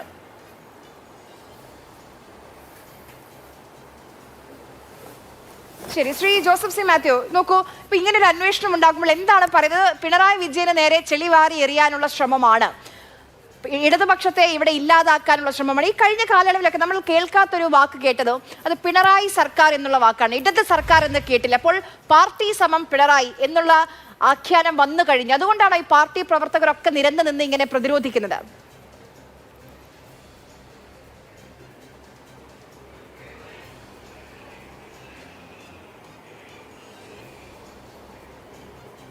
ശ്രീ ജോസഫ് സി മാത്യു, കേൾക്കാമോ? എന്നോടാണോ? അതെ, കേൾക്കാം. ആര്യ, ഇത് ഇന്ന് തന്നെ ശ്രീ AK ബാലൻ ഇതിൻ്റെ ഡിഫൻസുമായി പുറത്തു വരുന്ന കാര്യം തന്നെ നിങ്ങളൊന്ന് പരിശോധിച്ചാൽ മതി. അതെല്ലാ മാധ്യമങ്ങളിലും അദ്ദേഹം ലൈവായി സംസാരിക്കുമ്പോൾ ഞാൻ പെട്ടെന്ന് പീപ്പിൾ TV ആണ് നോക്കിയത്. 1 മിനിറ്റിൽ താഴെ കാണിച്ച് അവരത് കട്ട് ചെയ്തു. അതിനുശേഷം വീണ്ടും കുറേ കഴിഞ്ഞ് അവസാനത്തെ സ്റ്റേറ്റ്മെൻറ്റ് പറയുന്നിടത്ത് വീണ്ടും കാണിച്ചു 1 മിനിറ്റിനകം കട്ട് ചെയ്തു. കാരണം ഈ വാർത്ത, ഈ കോടതി വിധിയുടെ വാർത്ത ബാക്കി എല്ലാ ചാനലുകളും എയർ ചെയ്യുമ്പം അവരത് കാണിക്കുന്നില്ല. അവർ പകരം സമസ്തയുടെ വാർത്ത ഏതാണ്ടൊക്കെയാണ് കാണിക്കുന്നത്. അപ്പോൾ ഇത് ഇപ്പോൾ ഈ പ്രതികരണത്തിൽ നിന്ന് മാറി നിൽക്കുന്നത് പോലെ തന്നെയാണ്. എന്ത് ചെയ്യണം എന്ന് ഈ പറയാതിനി വയ്യ, പറയാനും വയ്യ എന്ന് പറയുമല്ലോ. ഇത് ഞങ്ങളെ ബാധിക്കുന്നതല്ലെന്ന് പറയുമ്പോഴും അവരെ ബാധിച്ചുകൊണ്ടിരിക്കുകയാണെന്ന് അവർക്കറിയാം. അവരെങ്ങനെ ഇതിനെ നേരിടണം എന്നറിയില്ല. അതിൻ്റെ കാരണം നേരത്തെ ഇവിടെ പറഞ്ഞ നിങ്ങൾ കോടിയേരിയുടെ ആ വിഷയം, ബിനീഷുമായി ചേർന്ന വിഷയമൊക്കെ പറഞ്ഞതിൽ അതിൻ്റെ ഉത്തരവുണ്ട്. യഥാർത്ഥത്തിൽ പാർട്ടിക്ക് PB അംഗങ്ങളായിട്ടുള്ള ഈ സമുന്നതരായ നേതാക്കൾക്ക് പാർട്ടി നിലപാടിൽ നിന്ന് വ്യത്യസ്തമായി വ്യക്തിപരമായ നിലപാടെടുക്കാൻ കഴിയില്ല. അവിടെ കോടിയേരി ബാലകൃഷ്ണൻ സ്വീകരിച്ച നിലപാടാണ് പാർട്ടി നേതാക്കൾക്ക് സ്വീകരിക്കാവുന്ന നിലപാട്. അതിനപ്പുറത്ത് വേറെ ഒരു നിലപാട് കമ്മ്യൂണിസ്റ്റ് പാർട്ടിയിൽ സ്വീകരിക്കാൻ കഴിയില്ല. അത് ആ സമയത്ത് കോടിയേരിയുടെ നിലപാട് അവിടെ നിൽക്കട്ടെ. പാർട്ടിയുടെ നിലപാട്, മുഖ്യമന്ത്രി കൂടിയായ ഗവൺമെൻറ്റിൻ്റെ നിലപാട് മുഖ്യമന്ത്രി പ്രഖ്യാപിച്ചല്ലോ. ആ നിലപാടല്ലല്ലോ സ്വന്തം മകൾ വന്നപ്പോൾ ഉള്ളത്. കാരണം അവിടെ ചില വ്യക്തികൾ അങ്ങനെ നമ്മൾ സമത്വസുന്ദരമായ ലോകം കെട്ടിപ്പടുക്കാൻ വന്നതാണ്. സമത്വസുന്ദരമായ കമ്മിറ്റി കെട്ടിപ്പടുക്കാൻ പറ്റുന്നില്ല. അവിടെ ഇങ്ങനെ ഒരു ഹൈറാർക്കിയൽ പ്രശ്നം ഈ പാർട്ടിയിൽ നേരത്തെ തന്നെ നേരിട്ടുകൊണ്ടിരിക്കുകയാണ്. അതൊരു വ്യക്തിയുടെ മാത്രം പ്രശ്നമല്ല, അത് ഒരു കമ്മിറ്റിയുടെ, മുഗൾ കമ്മിറ്റികളുടെ മുഴുവൻ പ്രശ്നമാണ്. മുഗൾ കമ്മിറ്റികളുടെ പ്രശ്നം എന്ന് പറഞ്ഞാൽ അത് ആ പാർട്ടിയുടെ മുഴുവൻ പ്രശ്നമാണ്. അതാണ് ഈ കേന്ദ്രീകൃത ജനാധിപത്യ സംവിധാനത്തിൻ്റെ പ്രശ്നം. ഈ കമ്മിറ്റികളെ മുഴുവൻ ചോദ്യം ചെയ്യപ്പെടാത്ത ആൾക്കാരെ കൊണ്ട്, റാൻമൂളികളെ കൊണ്ട് നിറച്ചിരിക്കുകയാണ്. അങ്ങനെ അദ്ദേഹത്തിൻ്റെ ഇഷ്ടം എന്താണെന്ന് മനസ്സിലാക്കി അത് അദ്ദേഹത്തെക്കാൾ മുൻപേ വിളിച്ചു പറയുന്നവനാണ് കേമൻ. അങ്ങനെ ഒരു ഒറ്റ വ്യക്തിയിലേക്ക് ഈ പാർട്ടി ചുരുങ്ങി. അത് അദ്ദേഹത്തിൻ്റെ മാത്രം കുഴപ്പമല്ല, അത് ആ കൂടിയിരിക്കുന്ന മുഴുവൻ നേതൃത്വത്തിൻ്റെ കുഴപ്പമാണ്. അതുകൊണ്ട് ആ ലെയർ വെട്ടിമാറ്റല്ലാതെ വേറെ ഒരു തിരുത്തലില്ല ഇതിന്. നമ്മൾ ഒരു വ്യക്തിയെ മാത്രം കുറ്റപ്പെടുത്തി അദ്ദേഹത്തിൻ്റെ മോളുമാണ് പ്രശ്നമെന്ന് പറയുന്നത് വളരെ ലഘൂകരിക്കലാണ്. അതല്ല പ്രശ്നം. ഈ പാർട്ടി ഇങ്ങനെ ആക്കിത്തീർത്തതാണ് പ്രശ്നം. ശരി, അതിൻ്റെ ഫലമാണ് നമ്മൾ ഈ കാണുന്നത്. ശരി, സമയം കഴിഞ്ഞതുകൊണ്ട് ഞാൻ ഇടപെടുകയാണ്. എന്തായാലും ED ഇനി എങ്ങോട്ടേക്കാണ് നീങ്ങുന്നത് എന്നുള്ളതാണ് അറിയേണ്ടത്. ED ഡയറക്ടർ തന്നെ കൊച്ചിയിലുണ്ട്. യോഗങ്ങൾ, ചർച്ചകളൊക്കെ നടന്നുകൊണ്ടിരിക്കുകയാണ്. ഉടൻ തന്നെ വീണ ടിക്ക് സമൻസ് അയക്കുമെന്ന് കേൾക്കുന്നു. ഇന്ന് നമ്മൾ ഈ സംസാരിക്കുന്ന സമയത്ത് തിരുവനന്തപുരത്ത് വലിയ പ്രതിഷേധമുണ്ടായിരുന്നു കഴിഞ്ഞ ED റെയ്ഡിൽ. അവിടെ തെളിവെടുപ്പിന് ആ പാർട്ടി സഖാക്കളെ എത്തിച്ചിരിക്കുകയാണ്. നമ്മൾ വി ശിവൻകുട്ടിയൊക്കെ ഇട്ട ഫേസ്ബുക്ക് പോസ്റ്റിലൂടെ ആ സഖാക്കളുടെ വീടിൻ്റെയൊക്കെ അവസ്ഥ നമ്മൾ കണ്ടതാണ്. അത്രയും സാധാരണ കുടുംബത്തിൽ നിന്ന് വരുന്ന പ്രവർത്തകരാണ് അഴിക്കുള്ളിലായത്. എന്തിനു വേണ്ടിയായിരുന്നു, ആർക്കു വേണ്ടിയായിരുന്നു എന്ന് ചിന്തിക്കുന്നത് നല്ലതാണ്. ഇന്നത്തെ സൂപ്പർ പ്രൈം ടൈം ഇവിടെ അവസാനിക്കുകയാണ്. ചർച്ചയിൽ പങ്കെടുത്ത എല്ലാ പാനലിസ്റ്റുകൾക്കും നന്ദി. ചർച്ച കണ്ട പ്രിയ പ്രേക്ഷകർക്കും.